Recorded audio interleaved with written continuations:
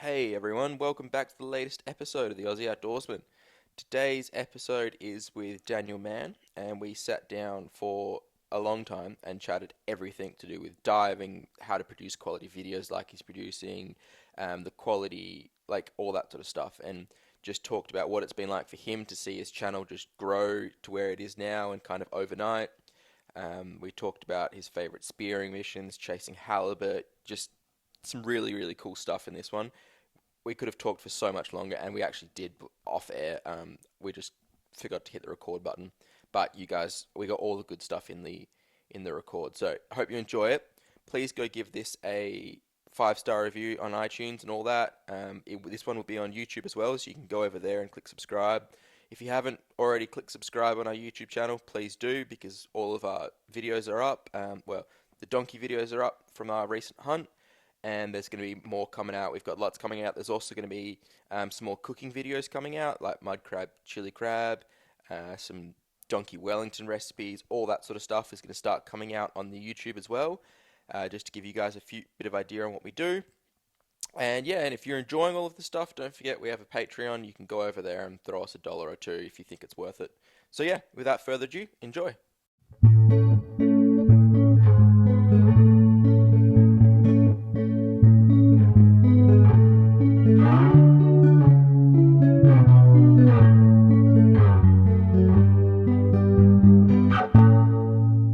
I'll start here. Welcome back to the Aussie Outdoorsman, guys. I'm very fortunate to be sitting down with Daniel Mann, the man, who is very kindly offered to come onto my podcast.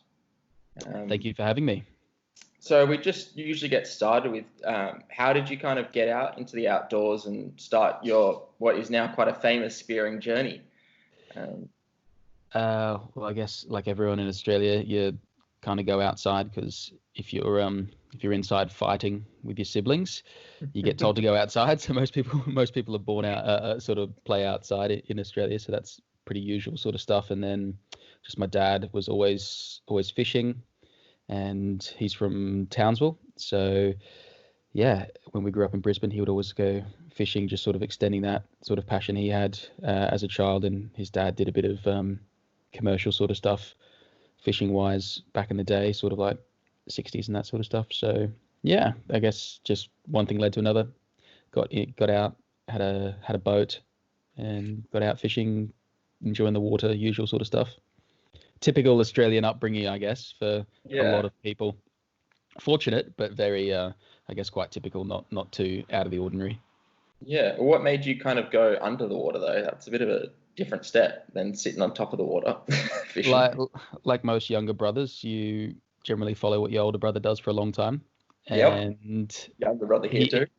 yeah, he was doing his mechanical engineering degree at university and wanted something to do with his extensive time off over the Christmas break, because if you're a university student, you could probably do your degree in 2.5 years if you actually went full time to university.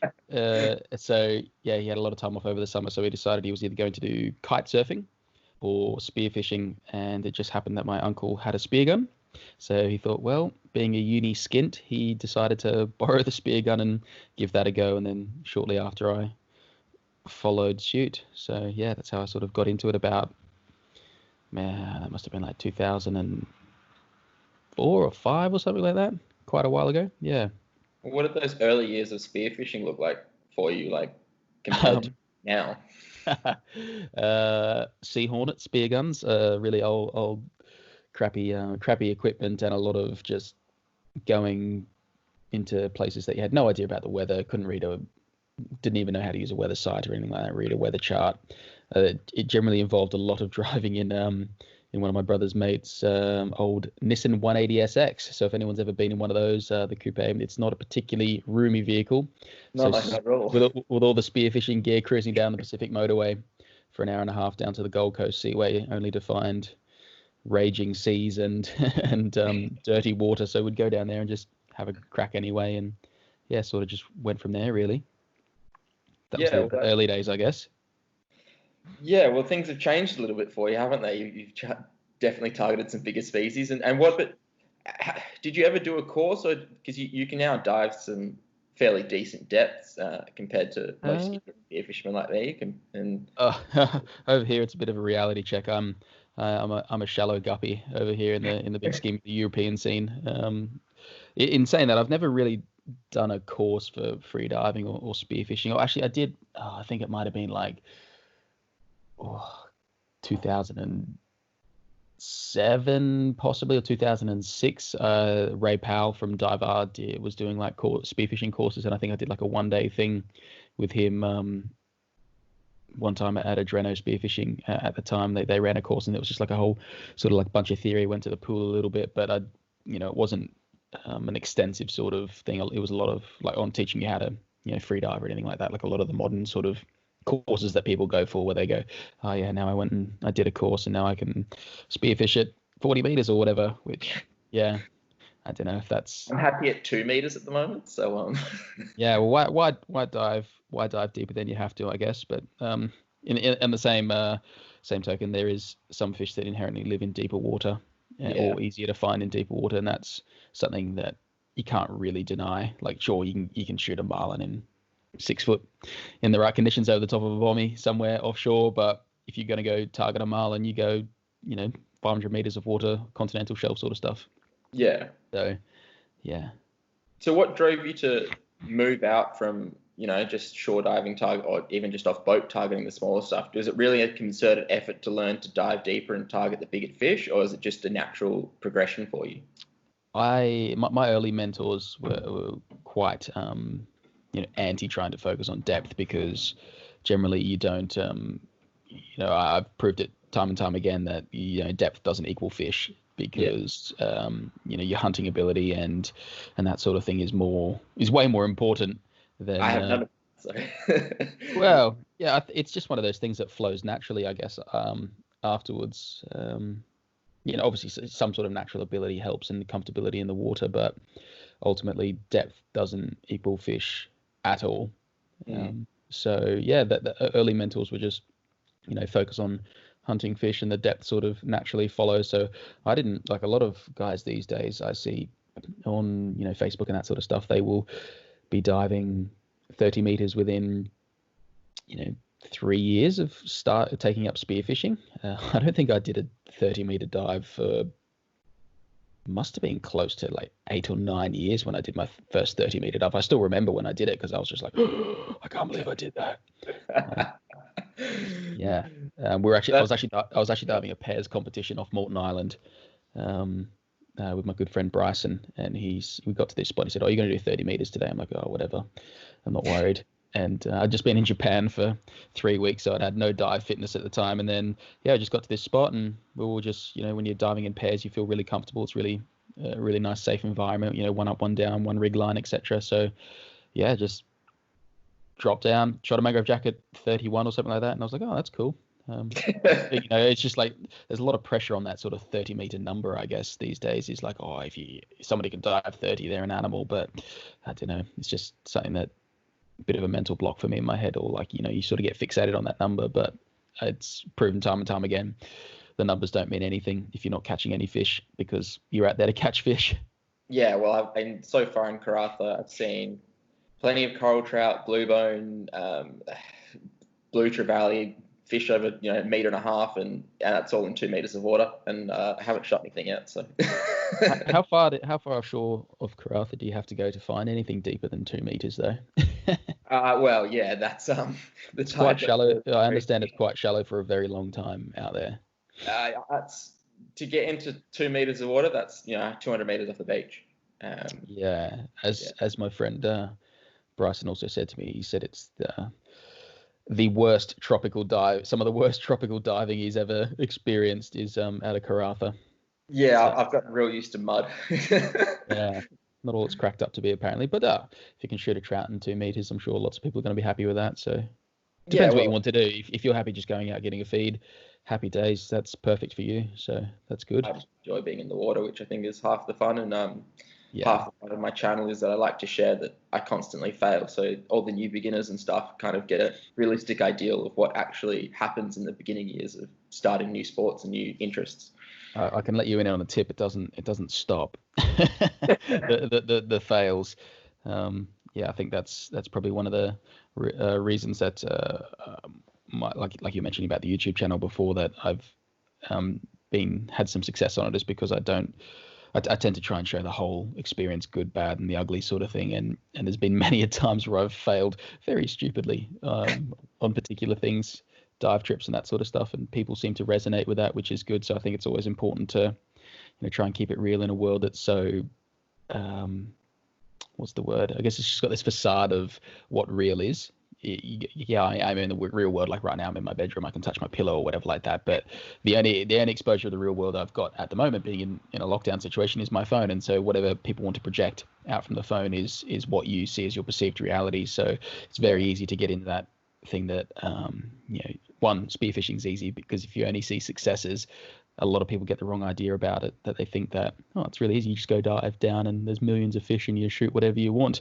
But the reality is that one dive it took to get you to that place might have taken a couple of years to get there, and that sort of thing. So it's I think it's important to show the entire process, the highs, the lows, and that just makes the highs a lot better anyway. So that's what I've tried to do on that channel. Sorry to digress off to that anyway.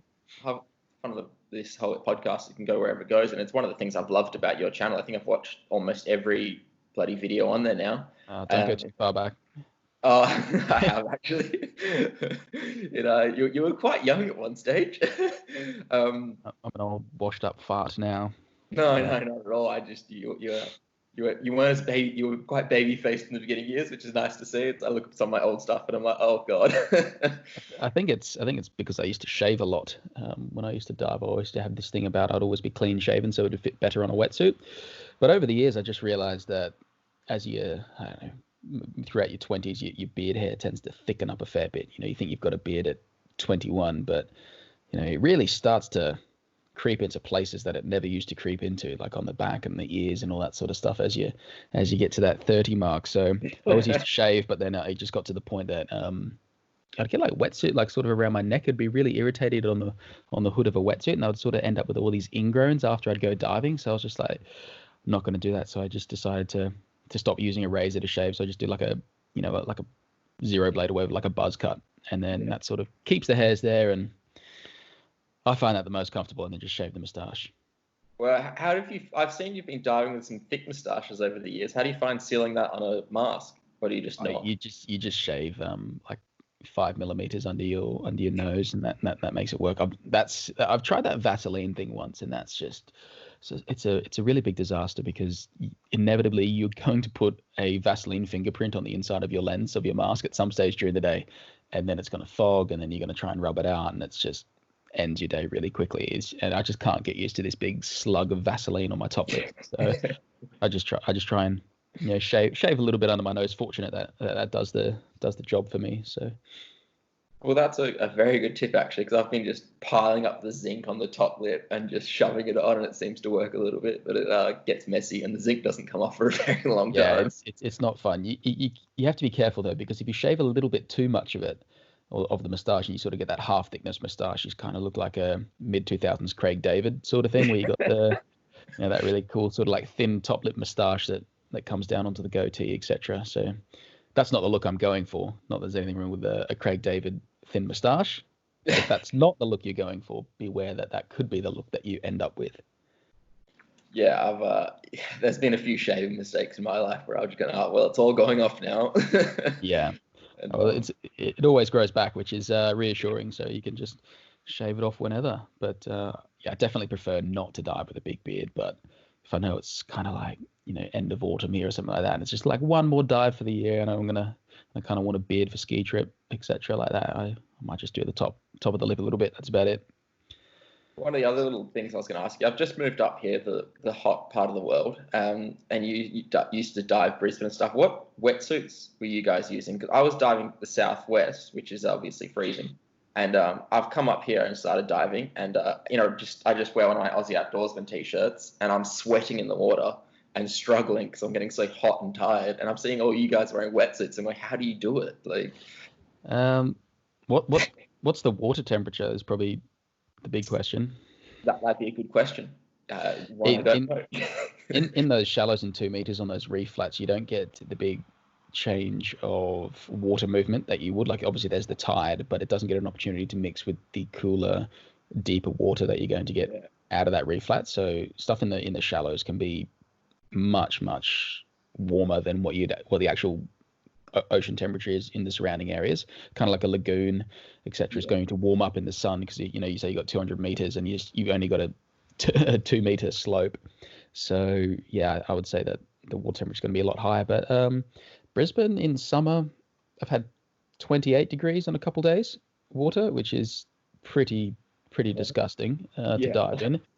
And then it was like, I think that particular day was like maybe 38 air temperature, so you just couldn't get any rest from anything. So I was sort of just had a 3 mil wetsuit on, but late afternoon was where it was at. But I dived in. I was in Timor-Leste about 18 months ago, diving there, filming for a documentary about cetaceans, and the water there was super warm. I think it was over 30 at some spots, and most of the time you just dive in with board shorts and a rash shirt.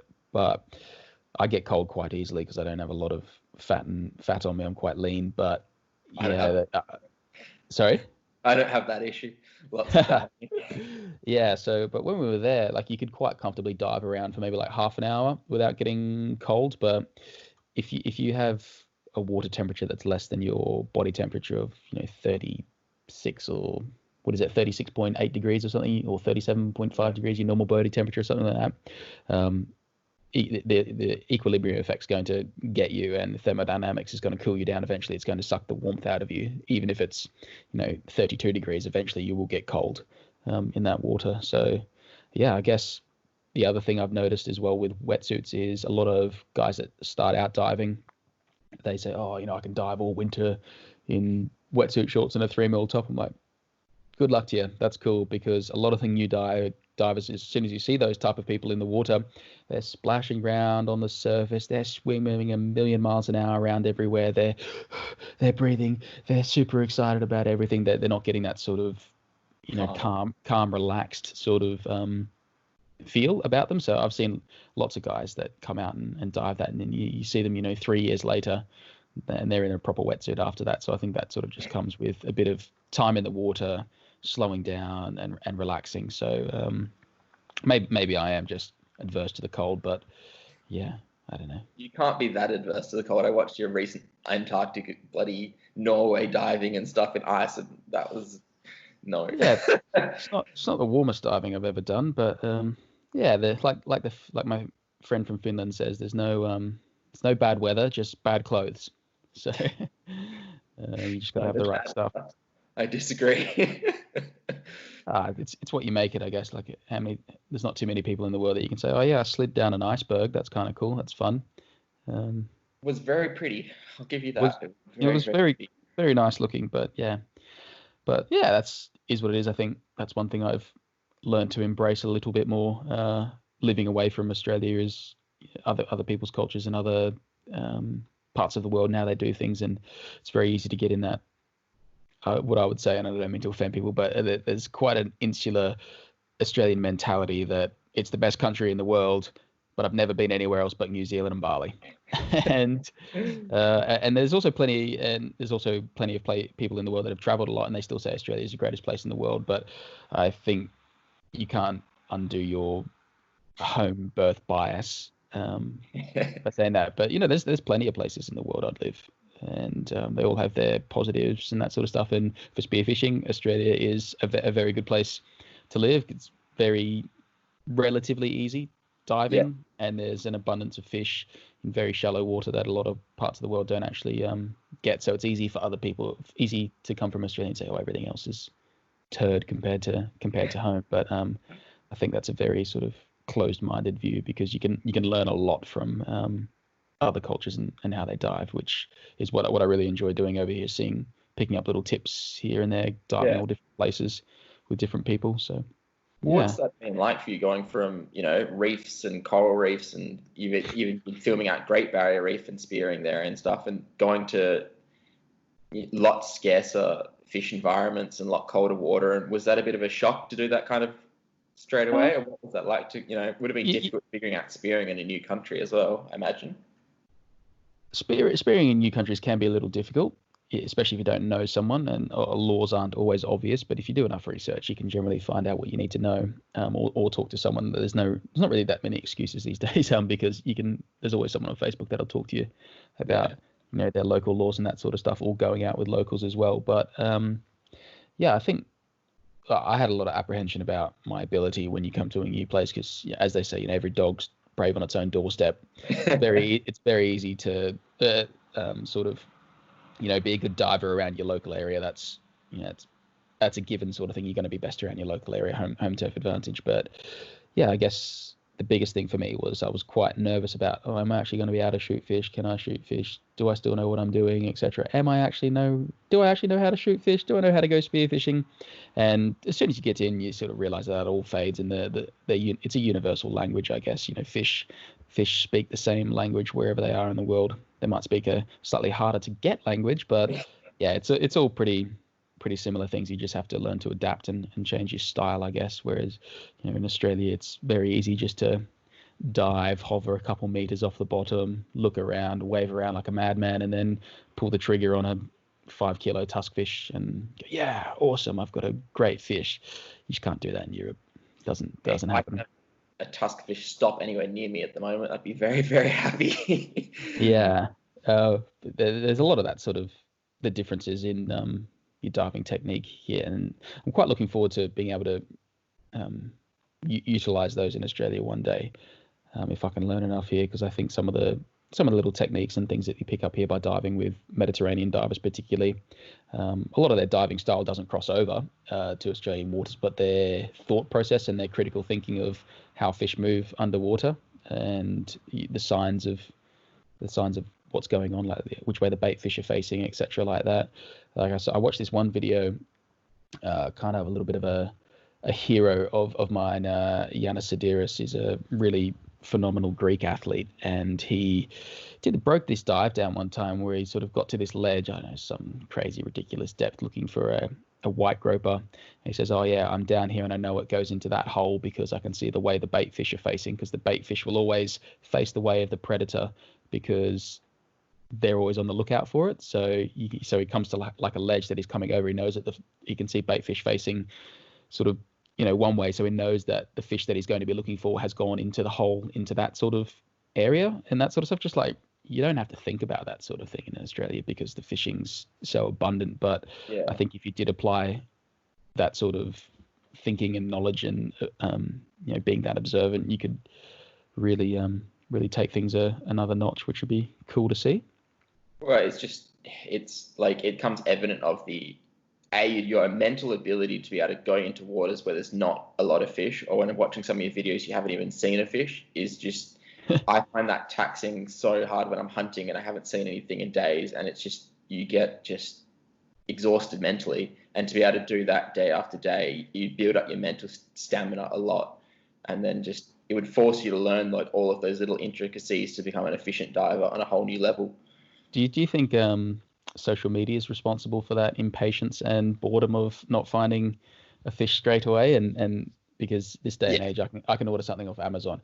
If I want a dozen barbecue duck gyozas delivered from Amazon, I could get them by tonight. That's just the society we live in at the moment.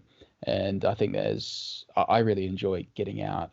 And as much as I hated it at the time, on reflection, not getting something straight away I think it's really good for you to not be able to just snap your fingers and get something straight away, something that you have to work for, or some of these things that you in a society where everything is so instantaneous that it kind of becomes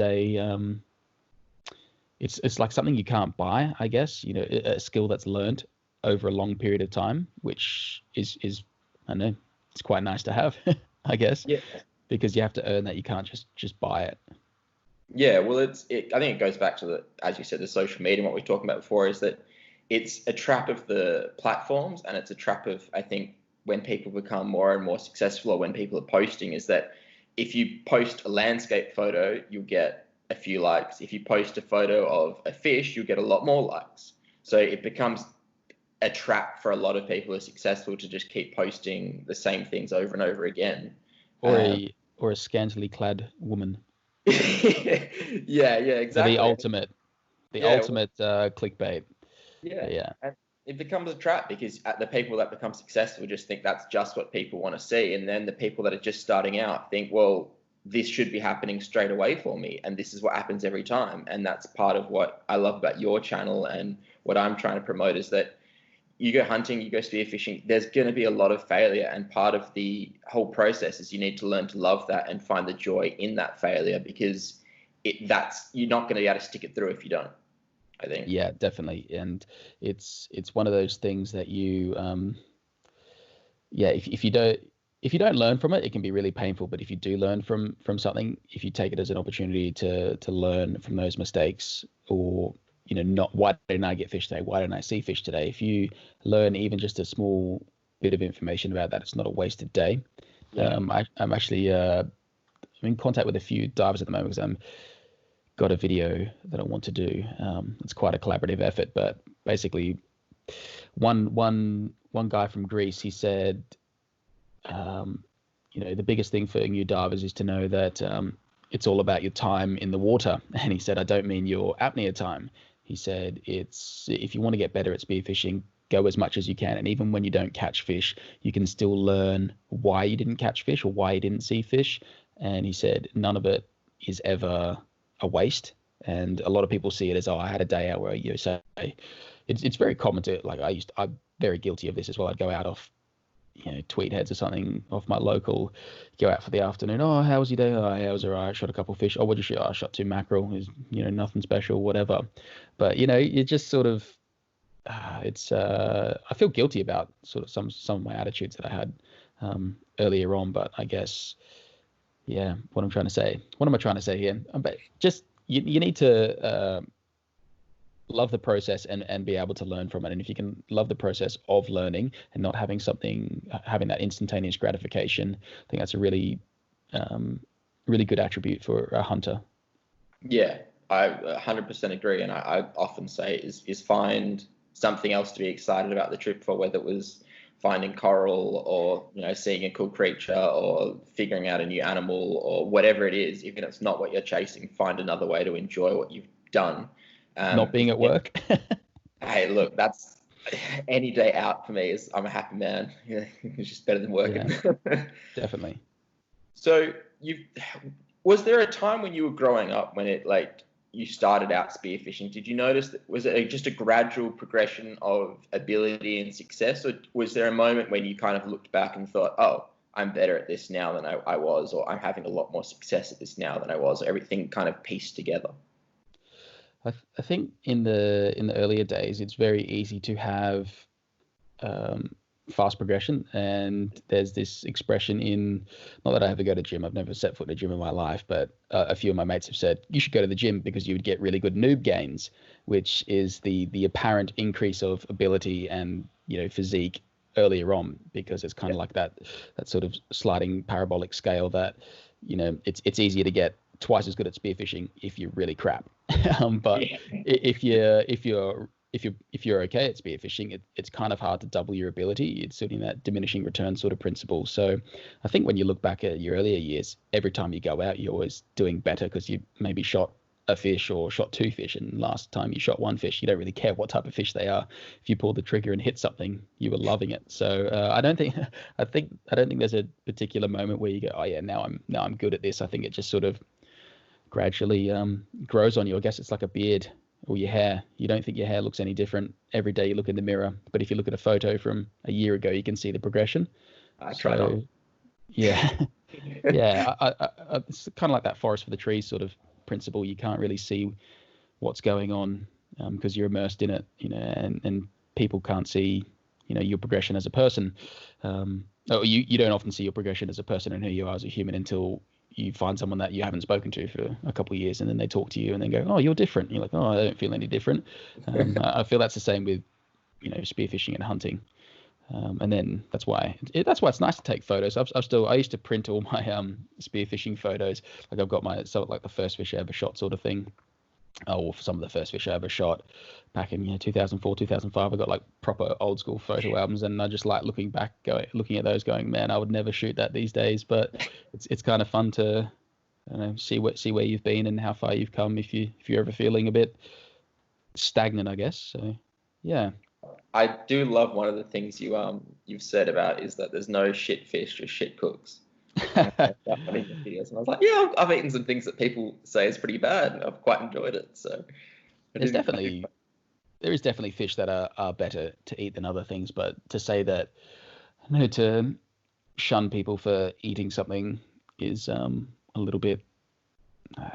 I used to do it definitely. It's like, oh, why would you shoot that for? Why would you shoot a mullet? But tell you what, I've had some pretty tasty mullet in my time being over here, and there's a South African guy here, actually, British champion, who's won the nationals, I don't know, 6, 7, 8, 9 times. I don't know. Sorry, Kevin, if you're listening, that I don't know exactly how many times you've won it, but he won't eat black brim over here, which is kind of like a brim sort of species, a Sparidae family sort of thing. And he's like, oh, I wouldn't eat them. My dog loves them, but they're fun to shoot. I'm like, oh, okay, that's weird. And yeah, I eat them, love cooking them whole, but it's just personal preference and taste and that sort of thing. So I think it's important to try everything once, and learn something other than cooking it in panko crumbs, shallow fried, etc., or any other traditional beer battered recipe. There's more to life than beer battered and fish sandwiches, really. So I do agree with you there. I started off and I shot a few buff brim, and I had everyone tell me they're terrible, and I cut the flesh open, it was blue, and I was like, I'll just soak it in milk for 2 hours, and I actually really enjoyed it. So I've shot a few more since then. It wouldn't take you very long to be hungry on an island to start eating all these things that people ridicule. So but at the end of the day, it's definitely easier to find a fish that tastes better than or less work than a silver drummer, like you say. So yeah. I guess that's why people get sort of stuck in that mentality of shooting this all the time. But it's also not good to keep hammering the same species all the time. I think back to Australia, I would probably shoot off Brisbane. We're quite fortunate there to have a wide variety of fish, but you're kind of shooting the same maybe 10 species all the time, or targeting the same 10 fish, which isn't really good. Whereas there's lots of other things you can eat around there that are probably good. So if I do ever go back there, I'll probably try and diversify my range of targets, I think. Well, that was one of the things my fiance and I were doing, and before we moved up here, we were basically going to the whole south coast of WA, and just looking for new spots every single time we'd drive to a new spot. And because we'd go past where the abalone season is quite generous, it's like 5 months or something, so we knew we could always kind of find some abalone for some dinner, and then we just enjoy finding a new spot, because we knew we weren't pressuring anywhere very much. Yeah, it's important to sort of cycle or harvest your spots like they do with fields. You never plant on a field for the 7th year in a row. You always give it a break. Something like that. It's a 7-year cycle or something like that for agriculture. How did you find going from? Have you noticed there's a wide variety of species in the UK to target, or has it been quite limited in what you're? There's not a great deal of species here that you commonly come across, where there is a lot of different species here that you will see on a score sheet for a competition, but the reality is most people are going to be shooting there's like 3 species of mullet, or 3 species of mullet and a red mullet, which is a small goatfish type thing, and so you've got a gold scale mullet. It's got a gold patch on its cheek. You got a thick-lipped grey mullet, which is the big dirty whoppers that get like 5 kilos, and then you've got a thin-lipped mullet, which doesn't grow quite as big. But you'd have bass, a pollock, and you might shoot a British mackerel after that. But other than that, if you shoot a conger, that's not too common. Or you might get a pouting, which is a little cod-like fish, and not too common to get cod anymore. But you really only need to know 10 fish that you're ever going to run into on or the flatfish as well, maybe, but you don't commonly run into those unless you're really looking for them. So I'd say maybe like 15 fish that you need to learn, whereas Australia, you go to a competition on the Barrier Reef. I remember diving a state titles in 2012 or something like that, or 2013 off off the Southern Barrier Reef. I think there's like 50 fish on the score sheet. You got to know what they all are and all the size limits. Here it's relatively simple. And the competitions here are much different, much different in that respect, that you can shoot multiple of the same species, and that's not the case in any Australian competition that I'm aware of. Well, what got you started into competitions? Because you've done quite a few filmings of competitions, which have been really enjoyable for me to watch, because it's a different kind of thing. But yeah. It's not everyone's cup of tea, and a lot of people have ethical issues or whatever. But at the end of the day, if the fish get eaten, I don't have too much of a problem with it myself, and they're a fantastic way to learn. I did a lot of competition, or mostly local club competition diving when I was in Australia, and it really helps you be more observant about different species instead of just like you say, hammering the same sort of thing all the time. I think in that respect, having a competition that's one fish per species is better than going out for a recreational day, because say for Tweed Heads, where our club was down there, I would shoot a mangrove jack and that's it, where I might see another 10 for the rest of the day. If it was a recreational day, you might shoot 2 or 3 or 4 of those things, but you take one and you move on. So a lot of people get their back up about competitions that you're smashing all these fish, but if they're done right, it's actually, I feel it can be better for the area, but it just improves your diving a lot, seeing what other people take out on a day, because you might think you had a phenomenal day, and then you see some other people come out and they had way different fish, or you think, oh, I've had a really bad day, and then you go, oh, I've actually won the day with 6 fish. Everyone else had a really bad day. It's good to not that comparison's a really great thing at any time, but it's good to see what people can be capable of in a day, and you can learn from that. And the reason I got into it over here is just to dive new places and meet people, because they're a fantastic way to go. It's a good excuse to go somewhere, basically, to somewhere that you'd never go otherwise. So that's why I tend to do it. Well, yeah, it sounds like it, and I've got no issue with competitions as long as you said, everything's getting eaten anyway. So it makes no real difference. It's just a bunch of people who've managed to go out in a day and decided to actually check what everyone else got, really. Yeah, and it's good because you shoot kind of like smaller fish sometimes. Like you go out off Tweed Heads and I'd shoot a brim, I'd shoot a tarwhine, I would shoot a goatfish, whereas normally you wouldn't shoot those on a social day, but you're taking pressure off other fish by spreading it out a little bit. So yeah, it's pros and cons for everything. You can argue either way all day, but at the end of the day, they definitely make you a better diver, 100%. One of the things I want to get is why did you start filming everything and putting together these great videos? Because I've noticed that you're using quite a lot of footage from a very long time ago that you'd obviously filmed, but you haven't obviously put them together and put them out. So what kind of started you getting out and putting these films onto YouTube and all that sort of stuff? The UK winter. I think I got my first GoPro in 2012 for Christmas. My fiance at the time, now wife, her family, and I think some of my family pitched in because a couple of my mates had them. I'm like, oh yeah, I'll get on the GoPro train. And started filming from like late 2012. And then, I think the guy I was diving with, Tim, he was working closely with Spearfishing Down Under magazine. I don't know if you're around when that was still in its heyday. We used to put a DVD on the cover of a magazine every 2 months, so it required a lot of footage, sort of like a 40-50 minute DVD, and they were just sort of death montages, sort of the old style of spearfishing video. Would be a couple songs and just shot after shot sort of thing, same old. And I got involved in that, and kind of just like everything, obsessive personality, always want to make things better. And I just said, oh, why don't we try, maybe doing a focus species, because we've got a heap of footage of barramundi. Instead of just showing them, like, why don't we teach people about them, maybe get a little bit more value for the viewer. So just started trying to do that, and then naturally you go down that wormhole of trying to make your videos better, and then I just probably took a little bit too far. Not at all. Tried to make things better, and then I moved to the UK at the end of 2015, and I'd been filming every time I'd go out diving. In 2015, I bought a little mirrorless camera, so I started trying to film a little bit more topside stuff and try and make a bit more of a story.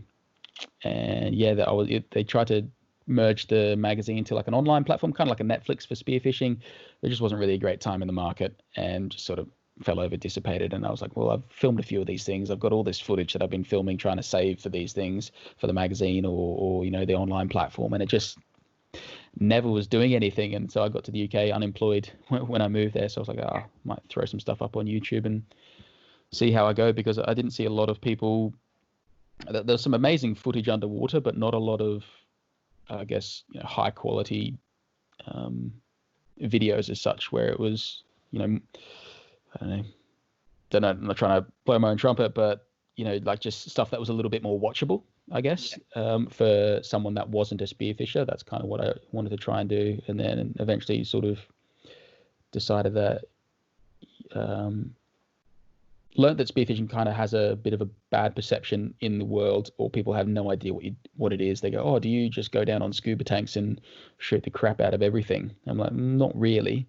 Watch this. This is what happens. And then I also didn't want to try and make it a bit fake. And the other thing is I just had a lot of times where things didn't go right. And so I thought, well, I'll never have any content if I actually just showed every time, the stars aligned or whatever. So I decided just to try and do something a little bit more real, I guess, as real as it can be. The bad perceptions, I've certainly encountered a lot of those, being predominantly a hunter. And you try and explain to people that you're not just going out and killing everything you see, and you're actually going out in your freezer, and it takes them a while to be like, what? Why didn't you just go to the supermarket? It's like, oh, it's not the same. Definitely. You don't have that same connection to your food if you've gone out and got it to yourself. I can tell you don't waste anything when you shoot it yourself. Definitely. You've got a lot more emotional invested in that. For sure, and it's generally better quality sort of stuff as well. My wife has a bit of a beef with me, saying, because I'm like, I don't really want to go to the fishmonger. I don't want to buy fish. Can't I just go get some? Or I don't want to buy scallops. I'll go get some scallops. You haven't got any scallops in the freezer. I'm like, I know, but I'd always just rather go get it myself if I can. Yeah, I refuse to buy red meat in our house. So I've done donkey trips. I'm actually off tomorrow chasing camels to try and fill the freezer back up. And I've heard camels are all right to eat, actually. I haven't eaten one yet. I've eaten lots of donkey. I usually do about 3 trips of those a year to fill the freezer back up. You're not Swiss in your heritage at all, are you? No, not at all. It was just I got the opportunity to go hunt them, and I was like, well, if I'm going to hunt them, I'm going to eat them. It's a red meat, and since eating them, I've just gotten, they're big animals. They taste a lot like beef, and I can fill the freezer with them. So the there's a lot of if I haven't filled the freezer up, she goes, well, if you're not buying it, you better go get some. So if you're not there's a lot of perceptions about what is an acceptable animal to eat, and I guess in the current state of the world, that's a bigger question than ever, really, with this pandemic. But I guess I've tried to draw a distinct line about what I would and wouldn't eat, and I've never done really any hunting. I've shot a few rabbits here and there, but I think for me, I probably wouldn't. I draw the line at that if I wouldn't be prepared to kill it myself, I probably shouldn't eat it, and that's where I've got to. Cross the water barrier and do some hunting on land and all that sort of stuff. I don't think I'd be good enough to or silent enough to hunt on land. Like the stories that I hear about deer are just insane. Like people out there for a week and all they did was just look at some deer. I'm like, wow, there's a lot of time off work just to be looking at some stuff. So there's the guy who goes out in bloody Greece and stuff, and I watched one video, he went 3 days and didn't shoot something. And chasing halibut, your first trip, you didn't get anything. And yeah, I guess you can still talk though when you're on a dark trip. When you're hunting, it's pretty much. I imagine it's silent. Don't talk too much. Don't spook the deer. It's all that sort of stuff. If you ever come back to Australia, I'll take you out. It's there's different ways of doing everything, and it's one of my favorite. Me and I take Brady, the guy who does all my editing for my videos and stuff, and we go out and we have a great time. It's no different to when we go diving together or anything. We talk and we talk quietly, and we'll be looking for stuff, and there might be a couple minutes of quiet talking, or like we'll still talk for the whole trip, but it just at reduced volumes. Is it Am I right in thinking that a donkey may not be the most, hard prey to take a shot at if you're using, like a decent sort of, a 308 or something? You could drop one of those from 200 yards or something, or what? No, you'd be wrong. Really? Are Uh, they? I suppose they're out there. They're big animals, so they're probably smart as well. they get shot at a lot by the government, Oh, right. station owners, so Okay. they're very switched on when it comes to people. Okay. And they're a surprisingly tough animal. So it's you pull the trigger and then the work begins. I've got a video coming out and I've just seen the final edit, and you can hear me panting as I'm trying to butcher this donkey in 40 odd degree heat and sweating quite How do you profusely. go for how do you go for food safety in an environment like that? Where because I know here, it's not often I have to buy ice, or if you're in the Arctic Circle, you can throw a halibut on the deck and just leave it there in the morning because it's 1 degree outside, so you're in a fridge anyway. It's Yeah. actually cooler on the deck of the boat than it is in the water. So there's no problems with a lot of food safety. But I imagine like a red meat that deteriorates quite quickly in that sort of environment. You'd be surprised how, excuse me, robust it is. So I shot 2 donkeys my recent trip, and so I butchered up the whole things, put the whole things into eskies with ice, and I shot one 3, 4 in the afternoon. It was still 40 odd degrees, and I only lost meat because I didn't top up with ice on my drive back. But even then, I got back, unloaded the eskies the next day, pulled the lids up, and I could smell basically like rot, like mold and bad stuff. But I just went to it. I trimmed off a thick layer of the meat, and what you find is that it's just that outer rind has gone off your actual inside meat. And what it was the meat that was on top of the eskies was touching the top of the esky, and that was So off. So none of the red. And if you're quick about things and you are conscious of it, you don't really often lose meat. That's the first time I've ever lost any meat, and I think that was yeah, more okay. with I should have just bought ice, and I thought I haven't touched the eskies; they should be okay. And I'd lost some, but not even that much. And I was liberal with my cutting off, and You never everyone have too much ice, I guess, on when it comes to cooling your catch down.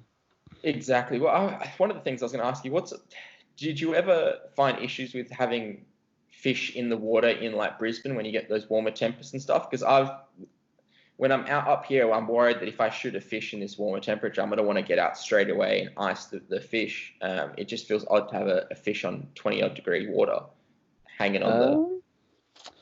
Most of the stuff off Brisbane's boat diving anyway, so just go straight in the boat. Yeah. Or like if you're on a drift, you might throw it on your float or something for half an hour, and it's not really an issue. But I guess shore diving, maybe I've done some. I guess I've always just thrown it back in the boat straight away. That's the luxury of having a boat, really. I think that's just on what you say. If you work quick, I've noticed that guys here in this part of the world aren't the fastest at processing fish, and it's sometimes has annoyed me. And I think it's just out of the necessity that they don't have to process fish quickly because of heat ever. When I was in one time, I was with my Finnish mate Jose in Norway, and we're trying to process half a dozen cod, couple halibut, etc. like that, and he's just pussyfooting around on this cod, like a 2 kilo cod for like I'd filleted half a dozen fish by the time he got through that one. And I'm just like, go make dinner. Which probably isn't a great way. Probably should have taught him how to fillet a little bit more efficiently. But yes, that's one thing I've noticed. Guys don't seem to process fish too quickly here because they don't need to. In the Mediterranean maybe, but then often it's their pace of life is a little bit slower anyway, so they're not too fast. Yeah, it is. Well, yeah, I have issues trying to teach my mates when we go out hunting in summer because I'm so meat conscious that I just don't waste any time. I'm like, I want to show you, but I want to get this in the esky. I don't want to waste anything. And yeah. Is there any winter times that you can go out that's a little less, a little more mild?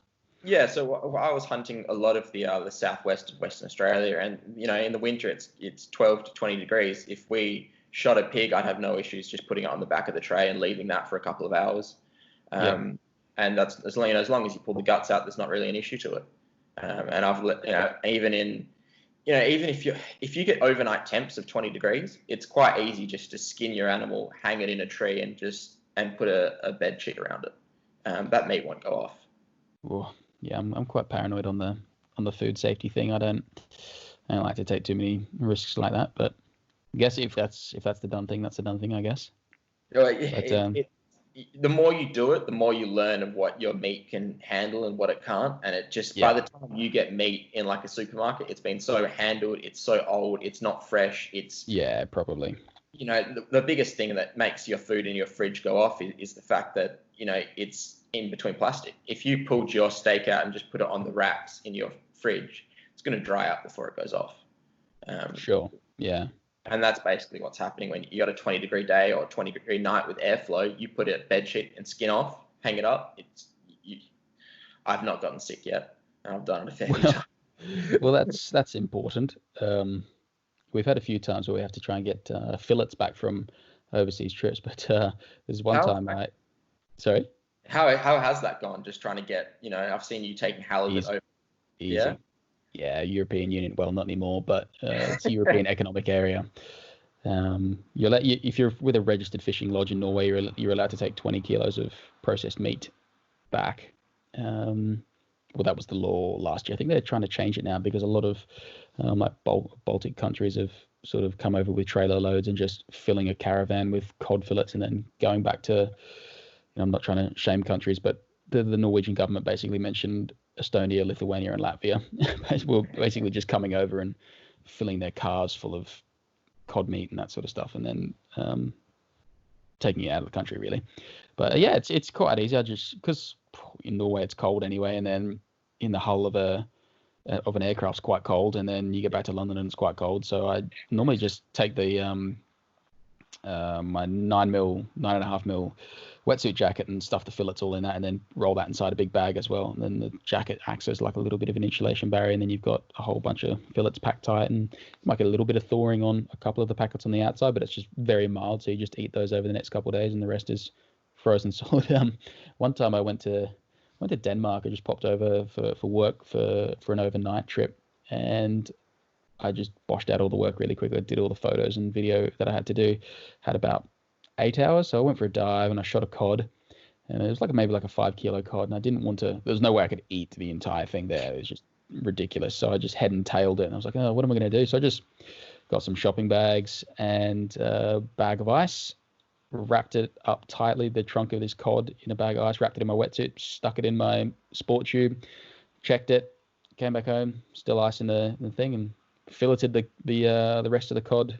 Took the sides off when I got back to London. So yeah, it's pretty loose here on moving around fish and products and that sort of stuff. That's one thing that I really do like about traveling around there. It's quite easy. You don't get a lot of, in Australia, every time I go back there, so it's just like, oh, what's in your bag? Da, da, da, da, da. Like I remember I came back from Tonga and I'd taken a wooden rife spear gun there. When I came back, they said, where's this wood from? I'm like, I took it there. It's a spear gun. They're like, oh, is it being processed? Is it, is it from Tonga? Is it wood? I'm just like, you can clearly see it as a spear gun. It's not just some piece of driftwood I've picked up. But then again, it's a real threat to have devastating, wildlife come into the country. So you can't blame them. But it does get a bit annoying when you're sort of used to having it so easy here. Like most of the time I can take my dive weights on as carry-on. I have no problems doing that. I did have a problem coming out of Rome in January, actually. They took my dive weights, but I've probably done it 20 times where I've carried dive weights on in my check bag, and it's always been fine. Nice way to reduce the weight as well. Yeah, I think one airline, their policy for cabin baggage was you must be able to lift your bag in to the overhead baggage unassisted, into the overhead locker unassisted. And I did this. I went to Denmark last year for Euro Africa Spearfishing Championships, and I was trying to film a lot of it. So I had my carry-on bag, just that sort of standard 55, 45, 30 centimeter rolly wheel one, and holy crap, I had some stuff in that. I had 8 kilos of dive weights in it. I had an aluminium underwater housing. I had the big dome port for it. I had 2 DSLR bodies. I think I had 5 lenses. I had a drone, all just packed in sync. I think the bag was 22 kilos. And when I went through the security scanner, there was a few lights that went off, and they're like, "What is in this bag?" But they unpacked it all and they let me all through with it. But yeah, it was it was a heavy one to put into the overhead locker. Yeah, it would have been, Jesus. But you just can't do that sort of thing in Australia. Like every time I've been there, and what's in the bag? Oh, that's more than 7 kilos. La la la la la. You're just like, whatever. Yeah, That's one thing that does annoy me there about travel. Yeah, yeah. At least the spear gun's a little bit easier. You don't need permits and all that sort of fun stuff. There's no permits here. I just throw it in either in a sport trip if I'm taking a longer one, if I'm taking a travel one. No one bats an eyelid because so many people go skiing everywhere around here all year round in certain places, apart from a few months. But yeah, it's never a problem just to throw an unusually long bag around, so no one cares. Oh, nice. One of the things what's it been like to see your social media grow to, terrifying. Yeah, because it seems to have done it quite quickly. I was looking at you and it just seems to go up and up and up every day. Yeah, I think YouTube's at a spot where it sort of just grows, maybe like 100 subscribers a day, which is, quite cool to see. Also adds a lot of pressure onto myself as well. That's probably like self-inflicted. You're always like, oh, what's the next video? What am I going to do? And especially now when it's been in this flat for 38 days on lockdown here, where I can go outside for an hour's exercise, which is like a run or a cycle or a jog, or go for food and medicine. But it's a tough environment for someone that relies on getting in the water. So yeah, digging through the archives. But I guess, yeah, it is a bit daunting. Sort of, people expect you. When's the, you get messages all the time about when's the next video coming out or what's the next video, and I'm just like, it's just, I don't know, it's weird. Like you feel pressure from. It just sounds so stupid when you say it out loud, but you feel pressure from people that you don't even know. Yeah. And that, if not that they don't matter, because I appreciate the support that I get on my channel and that sort of stuff, because I wouldn't be able to do the things I do without having that support. But yeah, it's kind of just, you can get in a bad place of, responding to people that you don't know versus your real friends. So it's kind of a hard road to navigate sometimes, because I wake up and, like most people, I'm going to say, first thing you probably do is roll over, check your phone, because you're normally turning your alarm off and you just see a butt ton of notifications on your phone. You're like, you feel obliged to get back to people that, take the time, because, if somebody came up to me at a pub and started a conversation with me, you wouldn't just not talk to them, you know what I mean? And so, yeah, it's a difficult thing to navigate when you get a few more followers, and people look for you as a place of not only influence, but they expect you to know everything and be an authority on everything, which is also really scary, because I don't know everything. People say, oh, you're the best spearfish in the world. I'm like, you're an idiot. You have no idea. I'm not. I just happen to know how to use a camera. That's what I've always said. Like I'm a mediocre spearer that knows how to use a camera well. And yeah, I guess it's cool to see like the amount of influence you can have. Freaked me out a couple times I've been here. I went to a bar in the city, actually, with my brother-in-law in St. Paul's in London, and just went to the bar. I was like, he's like, oh, what do you want to have? I said, I'll just have, just a Moretti, pint of Moretti, thanks. And he's like, anything else, Daniel Mann? I was like, whoa, what's going on? Just he's like, oh, I like your videos. I was like, whoa, this is freaky. And it's actually I was in Norway last year, not diving. We did this hike called Trolltunga, and you've probably seen it. It kind of looks like Pride Rock, and there's a big fjord in the background. It's like one of these really iconic hikes in southwestern Norway, and it's 28-kilometer round trip. So it's not a really common just bushwalking trail. Like it's very popular, but we got there, and I was flying my drone off there and getting a group photo of the dozen people that we were with, and someone was like, are you Daniel Mann? Just some Spanish guy came up to me. I'm like, what the heck? And then all my friends were just, they won't let me live it down. They're just like, oh, you got recognized on this remote part of Norway. So yeah, it is a bit daunting, but at the same time, it's pretty cool to see that you can have a positive influence. And as Peter Parker says, or his dad says, sorry, with great power comes great responsibility. And I think as someone that does create for a spearfishing community, I think you do have a responsibility to show it done in the best way possible, and shed it in a good light. Otherwise, you just get torn to shreds. which is going to happen. People are always going to be unhappy with what you do, but I imagine with your hunting things, you use discretion in what you show, or your language that you use, how you describe something. You don't just say, we're going out here and I'm going to shoot this donkey right in the right between the ribs, so I pierce both its lungs, and its lungs fill up with water, and it asphyxiates in its own blood. You probably wouldn't use that sort of language, even though that's exactly what you're going for. Double lung puncture, and it ends up suffocating in its own blood because its lungs are full of blood. That's the reality of what happens. Worse, but yeah, it's is that not what happens when you're going for a double lung puncture? Yeah, well, they don't fill up; they deflate. But yeah, it's more or less you're trying to hit the double lung and the heart at the same time, and it's usually, if you've done your job, they don't even know what's going on. You often see animals with much worse injuries just from fighting in their own kind of thing. But yeah, I understand it completely, because I get a lot of hate for certain things I say and that certain things I do, and I'm pretty vocal about just being brutal about things that I just think call people out and shit that I think is just not acceptable to be putting out there. And I think we need to be, it's important to be creating a positive community that helps each other out and helps guide everyone to kind of the best possible part of the community they can be. And it was even editing that video we recently did, I had to go, well, we need to cut some of this butchering sequence out, because I think that's going to be a bit too graphic for people to see. And we definitely. And even now, it's still, you walk a fine line between trying to censor yourself to make it acceptable to people and also show what it actually really happens. Yeah, and then are you getting influenced by not doing things that you would normally do because of someone else? And then you have all these moral things like, would I be doing this if I wasn't making a video? Would I? It can be a difficult sort of minefield to navigate.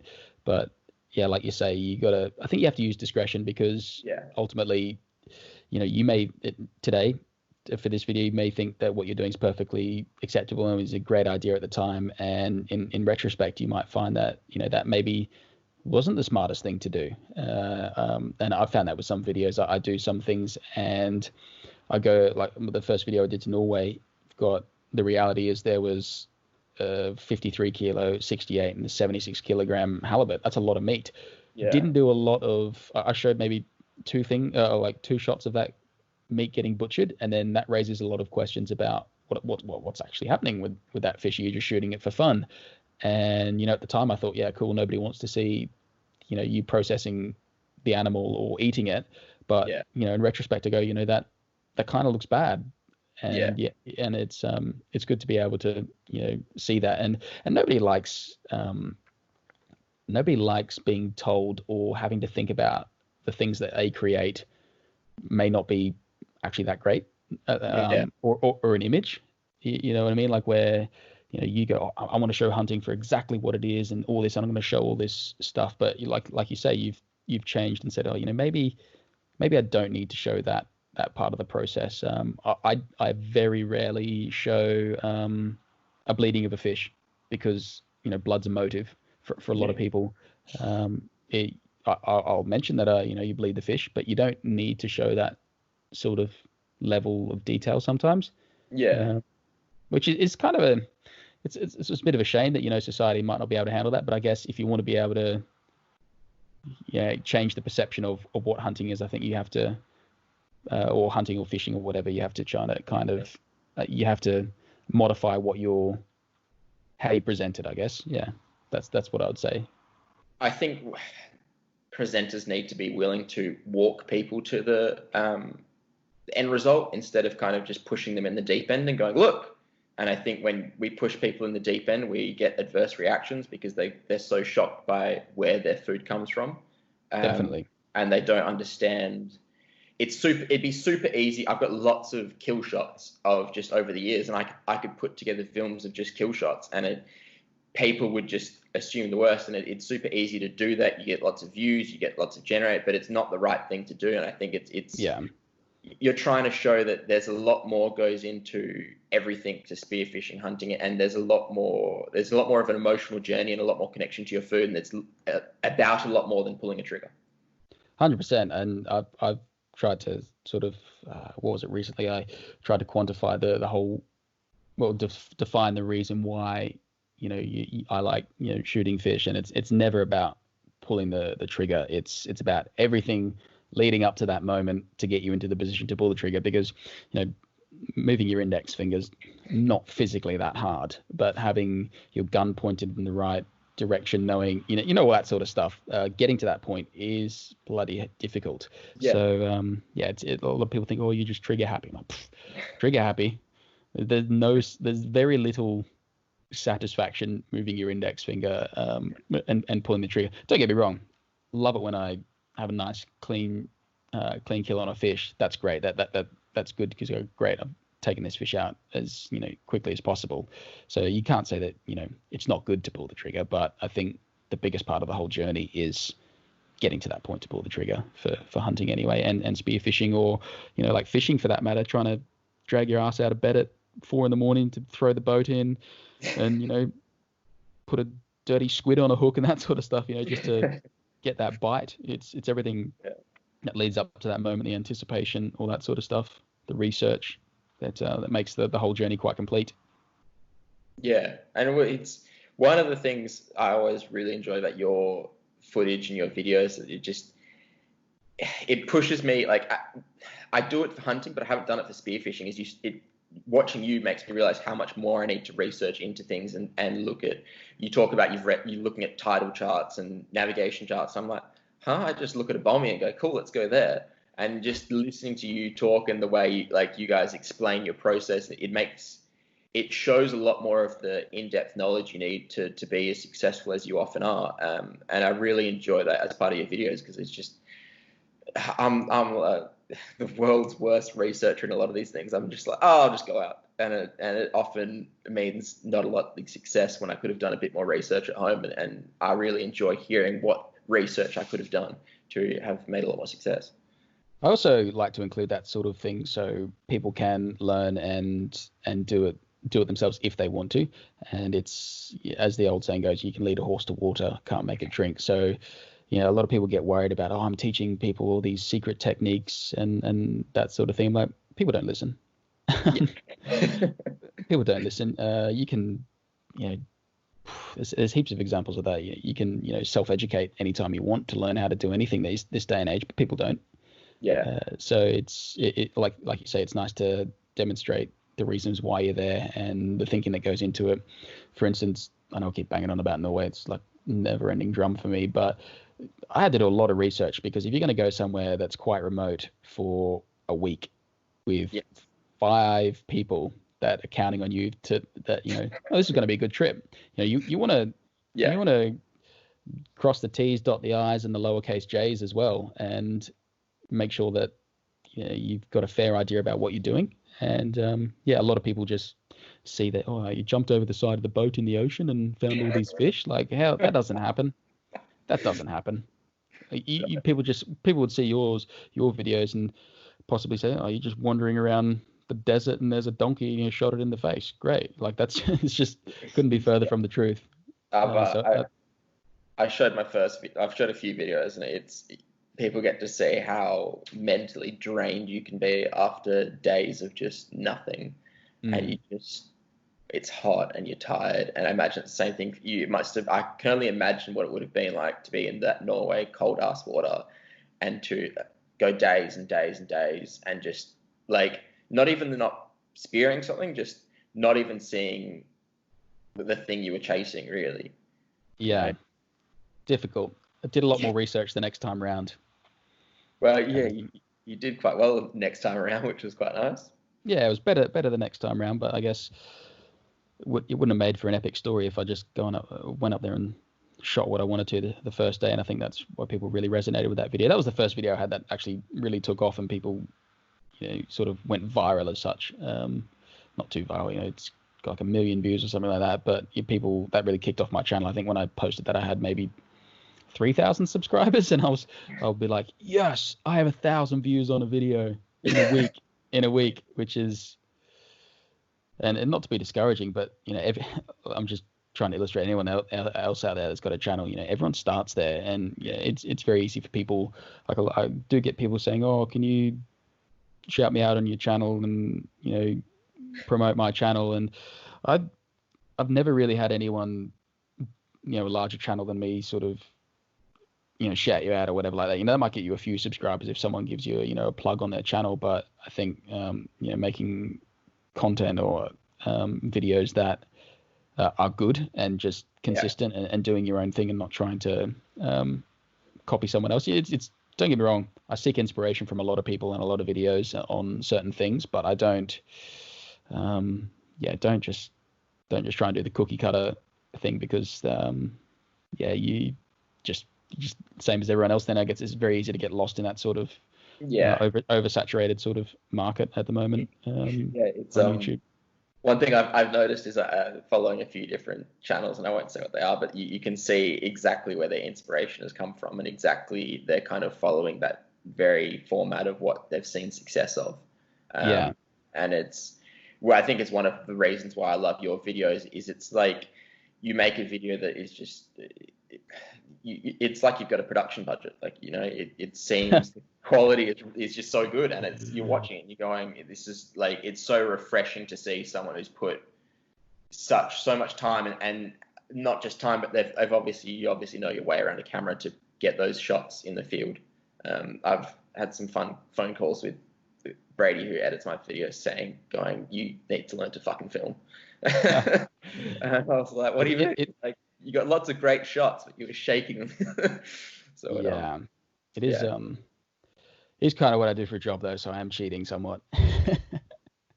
What was that like, though, to see that video just skyrocket out of nowhere almost? Just you made it, and you if you were saying happy to get 1,000 views in a week or whatever, and it just kind of go viral. I think it got like 10,000 views in a day in 24 hours, and I was just like, oh my gosh, everyone's going to know that I suck. I was just like, oh no. But then like you say, a lot of, in retrospect, you see things that you put in a video that you don't think's bad at the time, but a lot of people were like, oh, what do you do with the halibut? They're endangered. And I was like, what? They're not endangered.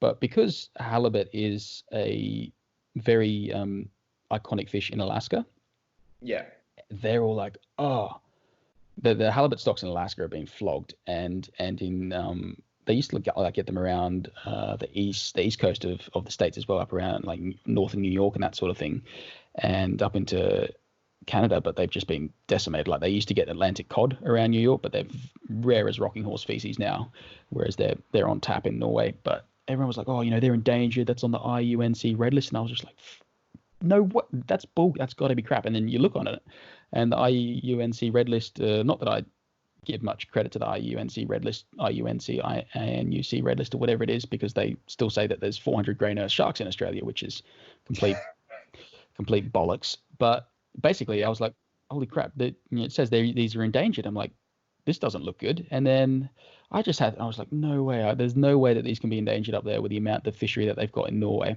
Anyway, did a lot of digging, and it turns out that the American population is considered endangered, whereas the Norwegian one is considered stable, not threatened. But people don't see that. People don't do that extra research and know that you're in Norway. All they do is see, typically Americans as well. They can be quite insular and in their thinking as well, because they are such a big country. So there's a lot of different environments. So they think, we get those exact fish in America, and they're endangered. You're an idiot. You're a bad person. I'm like, Norwegian populations not threatened and thriving. And it gets some interesting comments. Yeah, it's just it's a tough thing to navigate. So particularly with that video, I learned a lot of lessons about being a little bit more clear in the video and what to film. So I often, it seems a bit staged sometimes to say, oh yeah, now I'm going to clean this fish or whatever, or we ate fish that night. But you kind of have to do that if you don't want to have a string of comments about people going, oh, you wasted fish, you just shot it for fun, blah blah blah blah blah. What happened to the fish, etc. So you can sort of alleviate a little bit of a few problems for yourself by strategically adding certain things into your videos.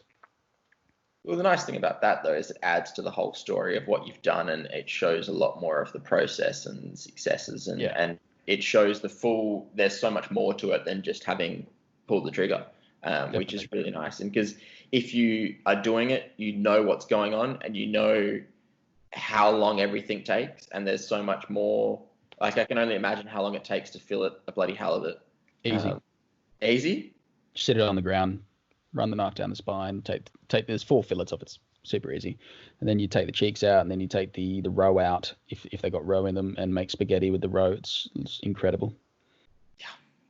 Yeah. And then actually we fried up some halibut livers because the guy with the Italian guy with, he's like, oh, came down, like the liver's like the size of your head. It's massive. And you just fry it up, and it kind of tastes like a bit of a fishy livery steak sort of thing. I'm like, oh, it's probably good for me. So yeah, it was quite good to eat some of that. Obviously, if they got worms, you don't really want to eat the liver, but these ones didn't have any worms in them, so they were tip top. Yeah, well, that's you harped on about food safety. Is there anything you've ever had to worry about being in fish? And there's ciguataria poisoning in certain reef species. Ciguataria. I've never experienced it myself. Well, I'm not aware that I've experienced it because it builds up in your body, and there's a tipping point of a threshold. So I may have eaten a fish, but I like people say, don't eat certain fish. Like for instance, in Queensland, you can't take red bass or Lejanus boha. Where else in the world would be listening to this? A boha, something like all the same fish. You can't take them in Queensland because of ciguataria poisoning. But you sometimes get them on the Tweed, and it's in New South Wales, so they're not protected. So I've shot 3 kilo fish. They taste fine. I'm not dead. I think those sort of fish are more localized sort of populations. So I definitely wouldn't go up to Cairns and smack a 10 kilo red bass and eat that. One, because it's illegal, but you got to be sensible. Things. And at the end of the day, if you don't know, don't eat it or don't shoot it. That's pretty simple stuff. There is one thing up here actually. There's I think I always forget how to pronounce it, but I think it's an anachesis worm, something like that you get in the gut of cod and other fish. And so it's like this white worm sort of thing that makes you really, really ill. So you have to either freeze your cod before you eat it for a couple of days.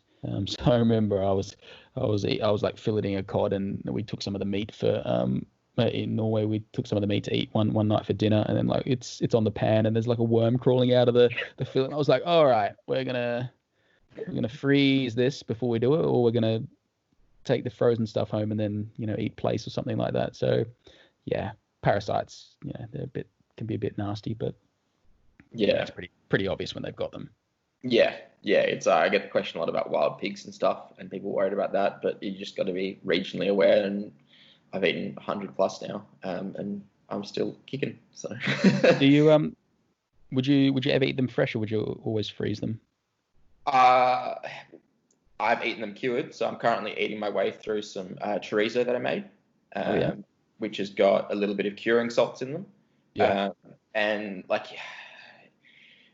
The health guidelines say you should freeze them, but if you talk to traditional Italian people, they tell you do not freeze them because it'll affect the flavor of the meat and the way it cures.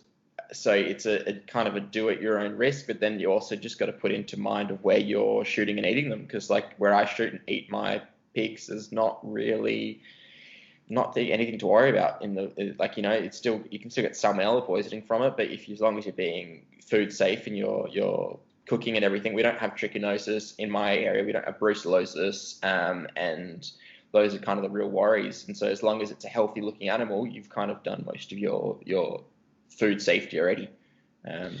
It's a tough one. Some things blow my mind about like food safety. For instance, chicken always has to be cooked through piping hot, etc., through the middle. Whereas I go to France, I get a slab of duck that's basically still quacking, and it's fine to eat. Blows my mind. Well, that's white meat compared to red meat, and it's just being about aware of what they are.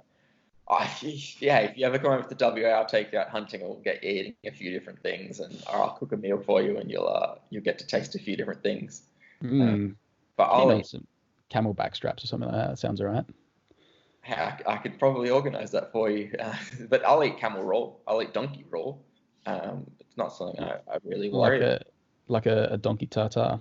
Yeah, and I've done venison tartars, and it's just as long as the animal's healthy, you just got to be aware of what is known about the animals in the area, and as long as you do that bit of research, like you talk about doing research about your fishing spots, and if you've done those, you know what's going on. You can usually get away with quite a lot. And the food safety rules that are in place are what they tell you is safe and what is actually safe are two very different things. Their safety guidelines are so rigid, and they're built for the lowest common denominator. But basically built for, say, there was a commercial kitchen or something like that, where it's like you cannot make people sick from serving food, etc., like that. Yeah. It's one thing the other time I have experienced sickness though is in summer. I don't know if you have public filleting tables at your boat ramps in WA or anything like that. Yeah, so one time off Tweed summer, you're always going to get a lot of mackerel. I chopped up a mackerel on the filleting table, and they just get left in an absolute state. And to quote an old guy I used to die, but somebody's left this place looking like a used brothel.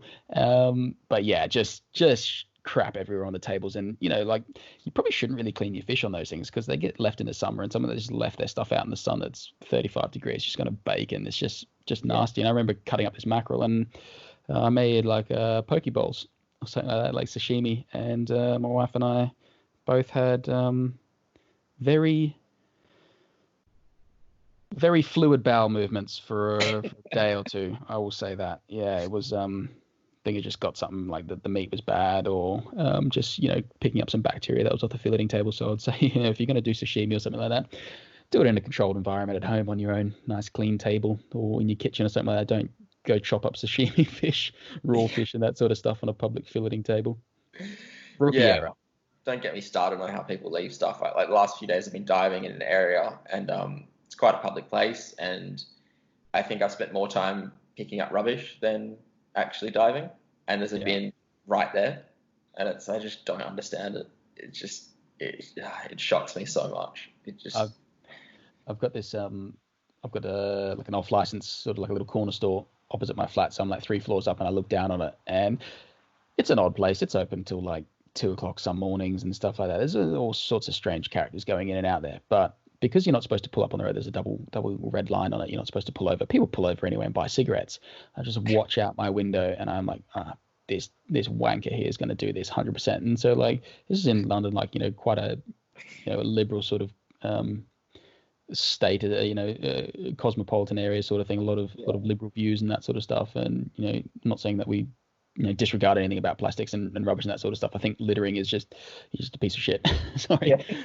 There's no reason to not in a place like this. And they'll just go in, buy cigarettes, open the door, and I'm like, oh, here comes the window down, and they just throw out that clear plastic wrapper of the cigarettes out the window, and it just winds me up. So I don't know why my wife's like, you stop obsessing over that. It's annoying because I just sit there staring out the window. I'm like, is this person going to be a dick? And I don't know, just winds me up, just that sort of like pure laziness of just throwing stuff just straight out your car window onto the floor.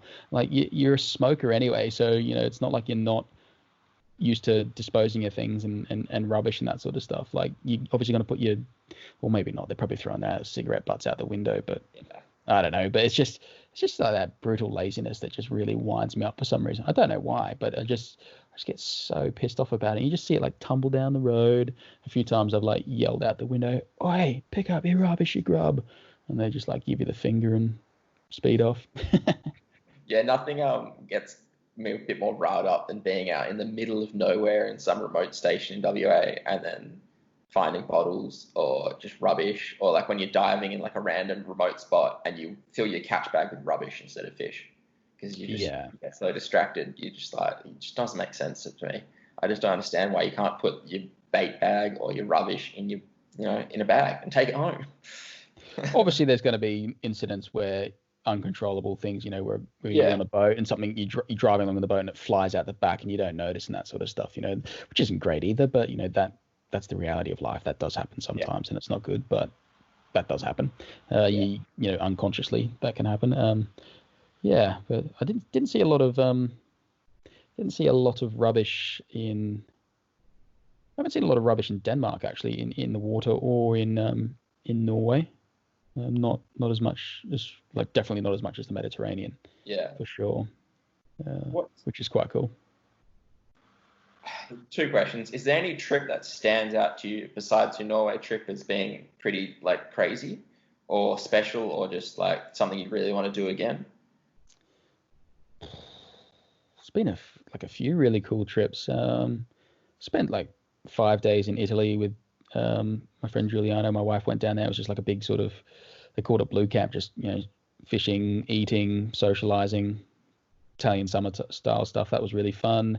Really challenging to shoot fish, which is a bit of a downer, but I know, yeah, Iceland's pretty cool. Love going there. Just you can just you can point your phone out the window and take a nice photo. It's so easy to do there, which is really cool. Definitely a different sort of landscape. Yeah, I guess. Yeah, it's hard to put down one as the best trip overall, but I guess yeah, they're all sort of special in their own little ways. You always pick up something or learn something from each different one. I went to Timor Leste for a month for work. That was pretty mental. That place is crazy. Um, but saw some weird things. Like blue whales, sperm whales, millions of dolphins, and Maori sea perch schooling around in a vortex in 10 meters of water up to over 10 kilos easy sort of thing. Just some crazy things, but yeah, I guess they're all cool in their own respect. I can't really pinpoint one to say that it's the best overseas trip because they're all pretty cool. I guess shooting a big halibut, it was on the list. That was good fun. That was good fun. Is there anything that you're dying to go do that you've booked in or you're booking in or were booking in before bloody COVID? I had a trip to Norway again at the start of April this year to go chase a migratory cod called a sky cod, and it's an Atlantic cod, but up to the north of Norway there is like the Russian peninsula up there, and a place called Svalbard, which has the world seed vault. So if everybody nukes each other to death, they can still grow crops again. And it's like, yeah, it's a pretty cool place. There's a lot of polar bears up there. I'd actually like to dive in Svalbard, but up there it's called the Barents Sea, and these migratory cod come down every year in sort of March, April time, and it's the Norwegian delicacy because most of the resident cod, they're just fat cod that just sit there doing nothing. Their muscle condition isn't very good. Well, it's still good to eat, but it's not as good as a really fit, healthy animal. And these things are migrating, so they come down and they are much bigger. They can get 50 kilograms, which is really cool. And I don't think I've never seen anyone shoot one. I've never heard of anyone shooting them because going in March, the water temperature the place we were going was estimated around 3 degrees Celsius to try and dive in that. Snow, you'd be shoveling snow out of the boat in the morning, snow on all the mountains. Like we saw the webcam of where we were going. We're like, oh, it looks so nice. So that was really bummed. Like most people think you just go in there for halibut. But I'm like, well, I'll try something different up there for these migratory cod that come on pinnacles. And I've seen underwater clips of them from the commercial guys, and they'll just stick a GoPro over the side, and it's just top to bottom, 35 kilo cod just milling about doing nothing. And it would have been really cool to get stuck into some of those because they are absolutely delicious. Like they attract a much higher price than a regular cod if it's a sky cod. So that's one trip that got shit canned.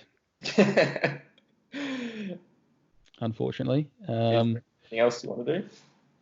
Any other? Yeah, I'd like to go back to the Mediterranean. Just cancelled a trip to Sicily yesterday over the summer. That got cancelled as well. I'd also like to go maybe like Shetland Islands or something like that in north of Scotland. Try and shoot a halibut in the UK, which would be pretty cool because they do catch them up there commercially. But it's just prohibitively expensive to get there. It's like 700 quid for a flight sort of thing. Plus trying to find a boat up there or understand regional Scottish accents could also be quite difficult. Yeah, there's a lot of places I'd like to go.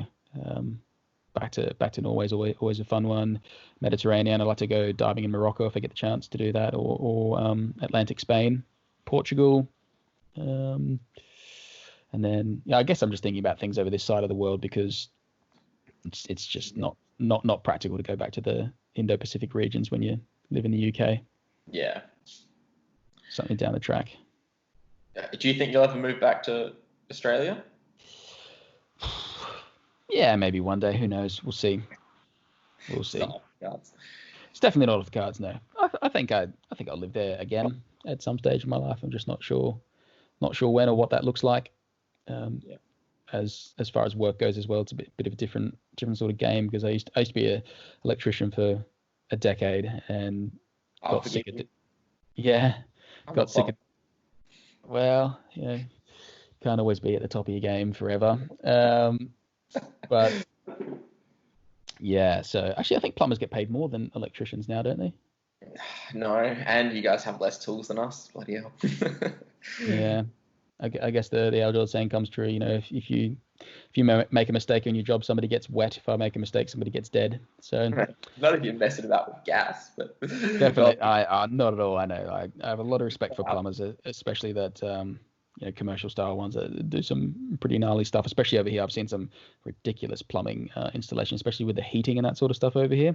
Yeah, individual radiators and underfloor heating and all that sort of stuff. But I used to be an electrician for 10 years. I don't really want to go back to that. And over here, I do editing, filming, flying drones, and traveling around shooting videos, sort of thing, which is kind of fun. I'm just not sure if that's a viable sort of career path in Australia at the moment. But I guess have to just make it myself if it's not at the moment. So yeah. Do you think we'll see? Are you hoping that your channel will get to the stage where you get to just do that and hopefully put off work, or do you think you'll always be working a full-time job kind of deal? I don't think I want to just make spearfishing videos as a full-time living on YouTube, because it is so up and down, income streams from YouTube, and I wouldn't want to lose the love of doing something that I love to do by making it a job. So I sort of blur that line doing camera stuff. I like filming stuff, but I'm at the stage that for my work is vastly different to what I film when I go diving. It's completely different, but you're still crossing paths, but which is really handy to learn stuff. But it doesn't. I go to work, and if I edit for a day at work, I edit some boring conference video for something like that, or if I do a training video for whatever or something like that, or just an interviews. That's vastly different to when I edit my own spearfishing stuff, and there's a big enough differentiation in that I can still have the motivation to come home after a day's work and then still do that on the side to make a YouTube video. So kind of don't want to kill that just yet, but if I could get out there and if there was a trip, say a Coral Sea charter trip or something like that, and people wanted a video for the trip or wanted to chip in for me to come and film it and do that and pay a little bit, whatever, I'd be happy to do stuff like that. Not sure. We'll see what the world looks like. There might not be a lot of travel on the cards in the next couple of years. So yeah. Well, I should say is that we had planned to do something around the end of the year, because I did have plans to come to Europe, and I was going to interview Daniel then, and that was the original plan. But it kind of looked like there's no chance I'll be leaving Australia, or we'll be able to travel out of Australia for a few years, I suspect. Really? You don't think you'll be able to do international travel from Australia? The current news is that until there's a vaccine, you'll always have to do a 2-week quarantine. And WA is kind of doing its own thing, as you probably know about Australia, is that WA always does its own thing. And we are in a hard lockdown to eastern states. So no eastern state is allowed to come into the state. Oh, that sounds terrible. Yeah, well, the nice thing is that our cases have dropped dramatically, and it looks like WA might return to normal-ish soon.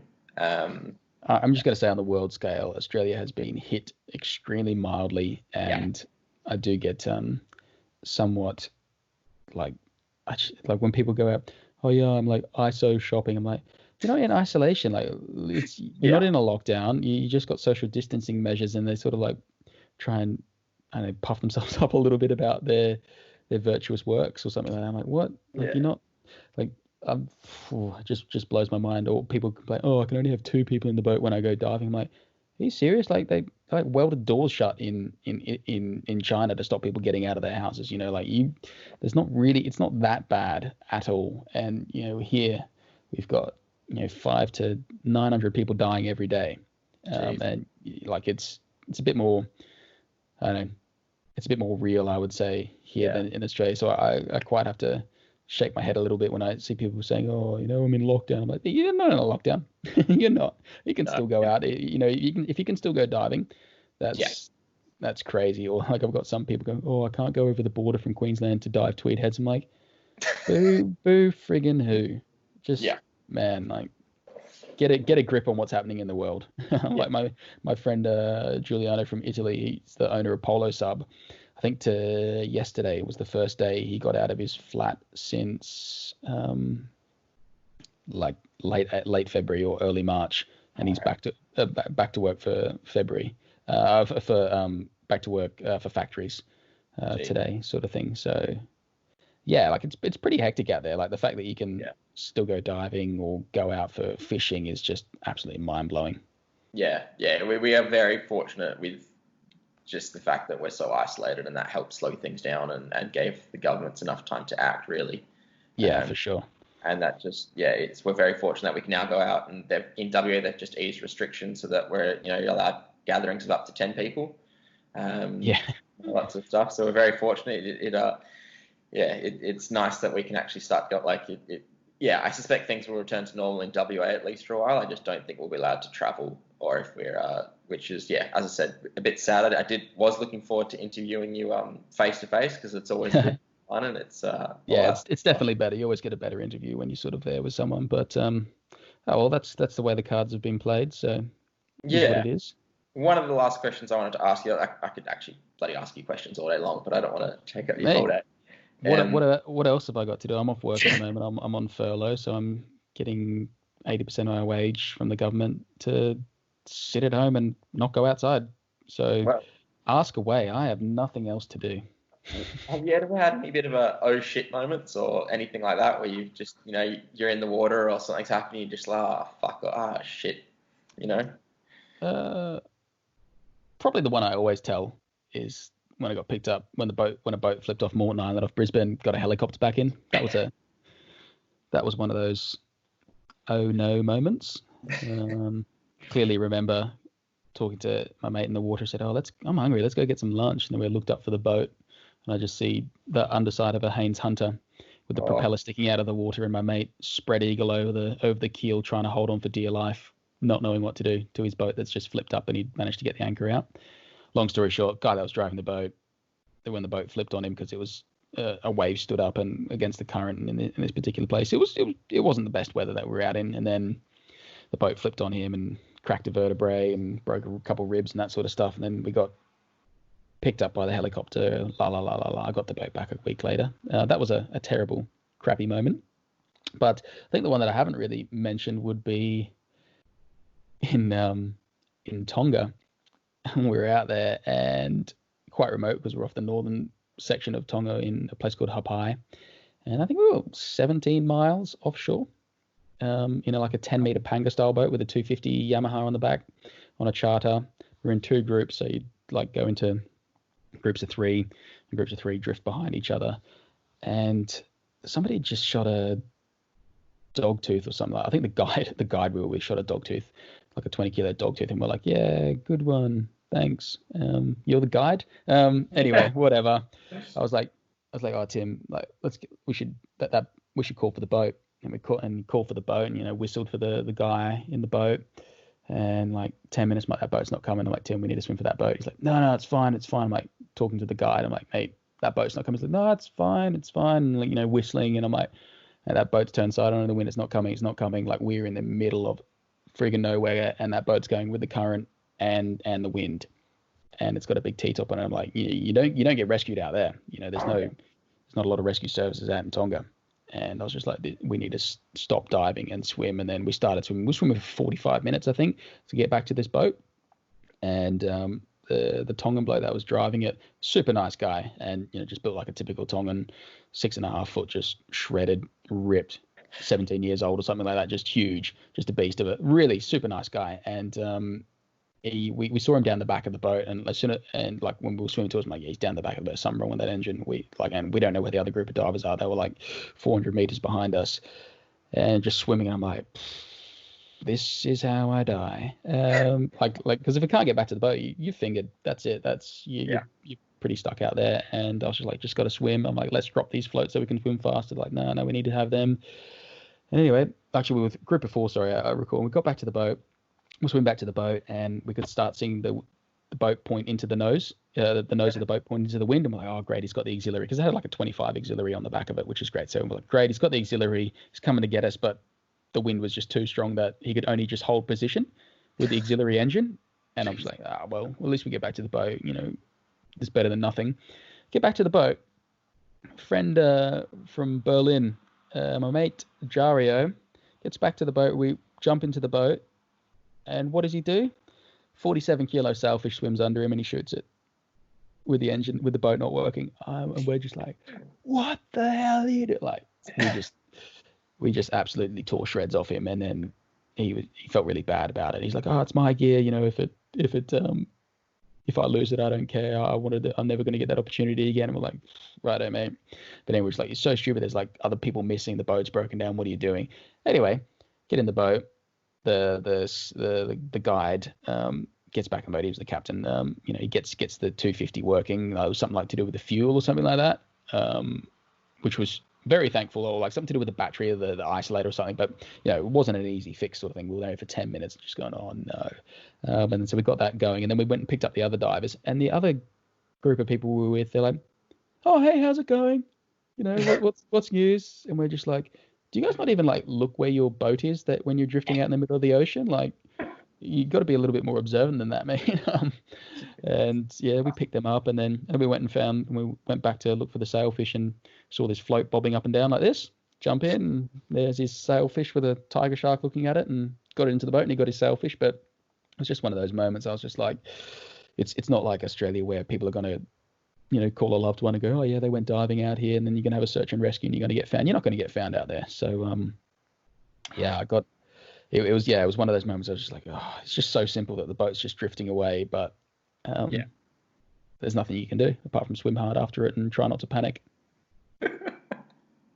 Yeah, you're not selling blue water diving for me. Yeah, I think there's a lot of trust that you have to have on some people. Like, you think about it, like some of the places that you go diving. If I went diving off Brisbane, and this is a really bad thought to have, but if you like just drove the boat away, that's the end. Like, they're not going to get rescued. Like on dark, that's it. See you later. Like you do. It's quite a risky sort of business. You got to have a lot of trust in the people that you dive with to find you, and that sort of stuff will keep an eye on you. So yeah, that's one thing that you can't really just get overnight as well. So yeah, it highlights more and more just the importance of letting people know where you're going and letting them know all that sort of stuff. And communication as well. Yeah. Well, I've said it before. I bought a Garmin InReach because you can text on them.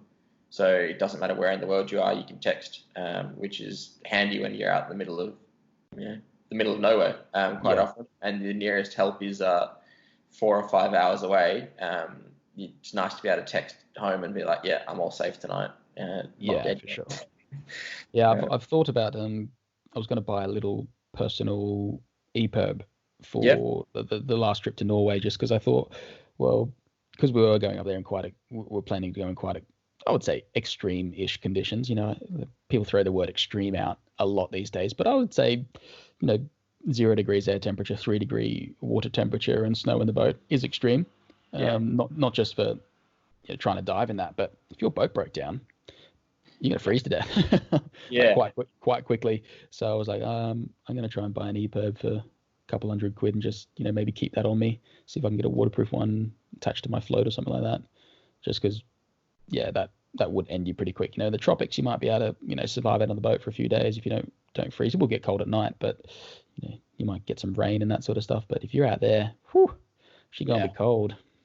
Yeah, well, I was going to say, if you're looking for, have a look at those Garmin InReaches. I don't know if they'd be waterproof enough for what you want, but there are subscription plans, so you can just set them up whenever you want, and just cancel the subscription, and then you get text messages and all that sort of stuff on them which is nice. And you can get weather updates and all that sort of stuff. You're not going to be in reception, which is quite handy, I found. Yeah, that is super cool. Yeah, that's one big thing that I think often gets overlooked with divers, particularly. Everyone begrudges when they get a fine for their flares being out of date, or you're outside the 2 mile radius to get your EPIRB working, or I have to spend $500 on an EPIRB. It's like, let me tell you, if you're sitting there clinging to a boat waiting for a helicopter, hoping that that little flashing light on the EPIRB means that someone's coming, you can. Doesn't matter how much money you got in your bank account, you can't go and buy an EPIRB or working flares when you're stuck in those situations. So it's really, yeah, it sucks at the time. Nobody likes paying for safety kit, but tell you what, when you need to use it, you will be very appreciative. Yeah. Well, my parents turned around. We were diving a lot in the south coast, and there were quite a few shark attacks happening from great whites, and they just turned around and bought me a shark shield one day. And I was like, what's this for? And they're like, it's cheaper than your funeral. I was like, okay, fair enough. Yeah. And it was just, I later found out a few of the spots I was diving, there was seal colonies around, and I wasn't very on to checking the shark apps. And there was quite often there was some great whites nearby, which is... If I was diving in southwest WA or southern parts of Australia, I'd probably just buy one, to be honest. Like, I know, I actually read recently that Dave Schofield, I think he's like one of the really prominent South Australian diver, Victorian diver. Oh, sorry, Dave, if you're listening. I think he's South Australian, but yeah, he dives around Kangaroo Island, that sort of stuff. And I read the other day, he wears a shark shield. I'm like, well, you know what? It's a big great white, and it's going to increase your chances of not getting dead. Whatever, buy it, do it. I think there's like the Freedom 7 or something that gives you 7 hours or something like that. If I was diving down there, whatever. It's going to give you that much more confidence. Yeah, it makes you feel a whole lot better when the water's pea soup, and you can't see that far. You're like, oh, is there a shark out there? And then you shoot something, and the water's nice and cold, so you're not worried about the fish being, kind of not being good anymore. So you're like, oh, I'll just chuck in the float. But you're going, I've just bled this fish, and I can't see very far. Yeah. It kind of gets a bit eerie and stuff. So it's nice to have that confidence. And it's not enjoyable when it lands on you, because it will electrocute you, and it's not fun. But apart from that, it does give you a lot more confidence, and it's nice to have it. It's nice being up here now that I've chatted to a lot of the locals, and no one seems to be worried about sharks up here. They're so well fed, they're just not even an issue. Yeah, I think certain parts of you can get away with not, thinking about that sort of thing. Whereas you say like Barrier Reef, you might see a tiger every now and then, pretty wave, and you're on a boat anytime there, so it's going to be fine. Or like smaller reef sharks, not too much of a problem. But like when you got in that dirty water around a seal colony and a big mammal eating predator, doesn't make a lot of sense not to do it. Yeah. Well, it comes back to the research as well. If I'd actually done some more research about the dive spot, I would have realised there was a seal colony nearby, and it was only my mate who kind of got me into spearfishing. Going, I was like, oh, do you want to come diving? And he's like, no, there's a seal colony very close to there. And I was like, what do you mean? He's like, he sent me the thing, and I was like, yeah, okay, I see your point. I was like, yeah, I'll pass on that. Yeah, fair enough. Big toothy critters. I don't know. Like, it's a bit touch and go off where, like Brisbane, like you get some really pissed off bull sharks and that sort of stuff, and the whalers can get really pissed off and have a good look at you as well. But I don't know. I've never really considered it around Brisbane, to be honest. But apparently, from what my mates are telling me, like the sharks are getting pretty bad there at the moment. I think they've stopped a lot of commercial fishing, and you can't take sharks over 1.5 meters in Queensland anymore. So you've just got this protection of a giant apex predator that you remove the food source from with commercial fishing. So of course they're going to get a bit pissed off and angry and a bit more antsy. Yeah. Well, that's it. The less food they have, the more antsy they're going to get, and the more adventurous they're going to get in what they eat, which is makes you think twice when you're in really shit viz. Yeah, definitely. Like I've had a few times where there'd be times where I go dive Brisbane all day and used to never see a shark all day, or you'd see one, you'd be like, whoa, I saw a shark today, that's cool. And now it's just like, don't know if I really want to shoot a mull away at this spot because it's going to get eaten. Like there's just no point diving it, it's just going to get nailed. So yeah, it's a bit different. Actually, Stradbroke Island, I hate that place. That's the one. That's another island off Brisbane, off North Stradbroke. It's just the sharkiest place ever. There's a patch of reef out there that the first time I dived it, my mate Jack said to me, "Oh, there'll be 3 bull sharks looking at your float when you looking at the flash, and when you jump in." I'm like, whatever, mate. Like the flash has been in there 30 seconds. Jump in, 3 bull sharks just all cruising around this flash. I was like, oh, okay, this is nice. Yeah, that it. I was watching a cobia video, and the bloody guy shot a cobia off a bull shark, and I was like, that's. He's Canadian. He's Canadian. He's crazy. Yeah, that's a whole other level of. Yeah, They do that in the States a lot, though. I've seen a lot of videos of them do that over there, but yeah, I don't know. Is it worth it, like, for a cobia? Meh. It just, I don't know. Stuff like that, I'm like, well, look, that's a cool thing to see. I probably don't need to put blood in the water to a shark. Don't need to shoot the cobia off it, yeah. I think you can, I think like any animal, you can sort of read sharks a little bit. You can tell when they're pissed off. Yeah.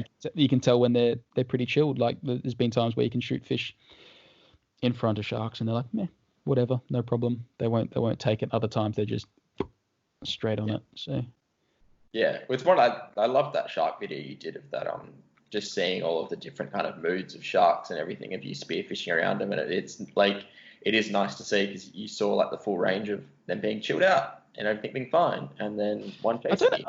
I don't have a lot of footage of sharks. So, like, I remember when I went to make that video, I was like, oh, I don't actually have that much footage of sharks. Like, I see a lot, but I don't really have anything that goes, oh wow, that's close, or that's hectic, or something like that. But yeah, like you do, like that one on that video that just came up off the bottom at me, screaming at me like an arrow. That wasn't a fun day. I actually had one that I couldn't include in there because the visibility was so bad, but we were diving a headland and anchored the boat about 300 meters away. This was probably the other oh crap moment that I was just like, I'm not up for this. Spearfishing sucks. And I jumped in I was with 3 other guys. So Adam and Tim jumped in first, and anchored about 300 meters away from this headland, like 10 to 6 meters of water. And normally I've had like 100 foot visibility there, super clean, really nice, mackerel, mulloway, all that sort of stuff. Adam jumps in and says, oh, there's a really big black bull shark that's just come and looked at me. I'm like, oh, cool. And then he's swimming over to the headland, and then I can see Adam and Tim sticking quite close together. And then I jump in with Rick, the guy that actually shot that cobia off the bull shark. We start swimming, like, oh, there's a big shark there eyeballing me. Oh, there's one out to the right. There's one out to the left. We got close to the headland, and then like these things just started, coming up a bit closer to our fins and having a bit better, more of a look at us. And I swear, this big fat bronze, the fattest, most rotund, grotesque bronze whale I've ever seen in my life, in about 6 meters of water, swam underneath me, sort of stopped and just like rolled, eyeballed me, and then swam off. And as it did that, I saw one light, and as I like watched it that way, there was one light behind me on my fin tips. I'm like, Rick, if we shoot anything here, it's going to get eaten. This isn't good. And I looked up between me and the headland 10 meters away. There was like 2 sharks. I'm like, this isn't good. And then so we said, all right, look, this is silly. The visibility is not that good. We can only just see the bottom. These sharks are pretty toey. And so like we're swimming back, and then one would come up in front of us and swim around in front of us. And as they do that, another one will be right up on the surface behind us. They're kind of like distracting. And I'm like, we're getting hunted, Rick. This, like they're sussing us out. And so, yeah, it was just, I've got this one frame grab of a GoPro that like there was one shark in front of us. And then I turned around and I looked, and I jolted like that underwater. And this fish was like, did a U-turn right on Rick's fin tips, which was just behind us. And then they slowed down, and I'm like, oh, they're gone. And then like right back at the boat, they all came back again. I was just like, stuff this. I'm not up for this. Like, they were just, I can't describe it in any other way apart from they were just like proper hunting, trying to distract you from, as a pack of like wolves or dogs would or something like that. They're trying to distract you and find a weakness. And then I got in the boat, and then we just thought, oh, those other guys must be having a hell of a time. And they were just backed up against the bricks on the headland, just like pointing their guns at sharks, waiting for us to come pick us up. And I was like, you know what? This sucks. And then I was real freaked out. I didn't die for like 8 hours, and end of the day, I think I jumped in on one spot. I had to dive. It took me like all to the end of the day, and I think Tim had just shot Red Emperor or something like that. And I was like, oh, all right, I'll jump in on this spot. And then I jumped in, got down to 10 meters. I look out, I'm like, yep, silver fringe whaler. Oh no. And I'm just like, I was just proper freaked out for the rest of the day. Then I got to about 28 meters, and a jobfish swam up to me. So I just shot it, and I was like, yep, cool, 9 kilo jobfish. I'm done for the day. See you later. This place sucks. Never coming back.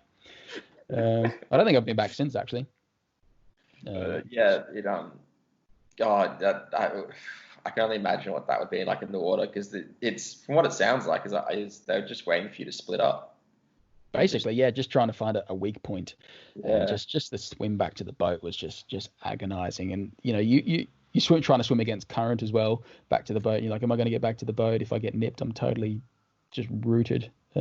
So yeah, I think you just got to be smart about it. It's all well and good to be a hero and go shoot fish among sharks and that sort of stuff. But at the end of the day, that spot, we were a long way from anywhere that could have helped us. So you go, you know what? Why not? It's okay to fold your cards sometimes. Yeah. Even if you've got a good hand. Yeah. It's not the worst thing.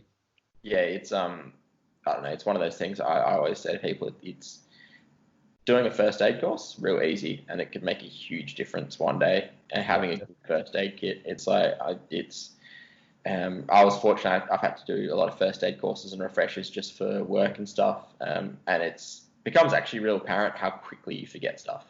Oh, definitely, yeah. And the refreshers are super handy, because you go back and 2 years later you've forgotten how to like do an effective tourniquet or whatever, and that could be exactly what's going to save someone's life.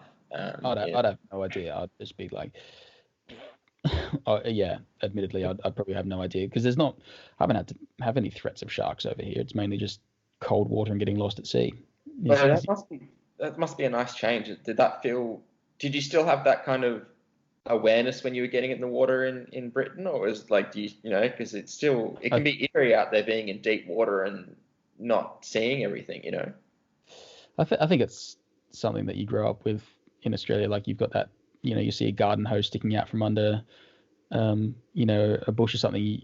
You jump a little bit, you react to it thinking it's a snake. That's just what's brought up in you. You go, snakes, if they bite me, I'm in trouble. So like, even over here still, like, if I see a bit of cable lying, like I've been on job sites where I've seen a bit of black cable lying out, like in the garden, and I've like jumped a mile, and my colleagues are like, what are you doing? What's wrong with you? Like, just something Australian, and you think that it might be a snake, even though I know there's no snakes. Well, they haven't added here, but it just makes you sick. It doesn't kill you. But yeah, I guess over here, it is really nice to know that you're probably not going to get any encounters with sharks. There is a port beagle shark, which is like it's very similar to the Alaskan salmon shark, which kind of looks like a comical great white, halfway between a mako and a great white, but like miniature with a massive eye. And they get about 3 meters max, I think. And there's a few of them that get spotted each year off a really good diving spot off the south coast of England. But yeah, very rare to run into any sort of thing like that. You get basking sharks, which are cool, but no real big bitey ones.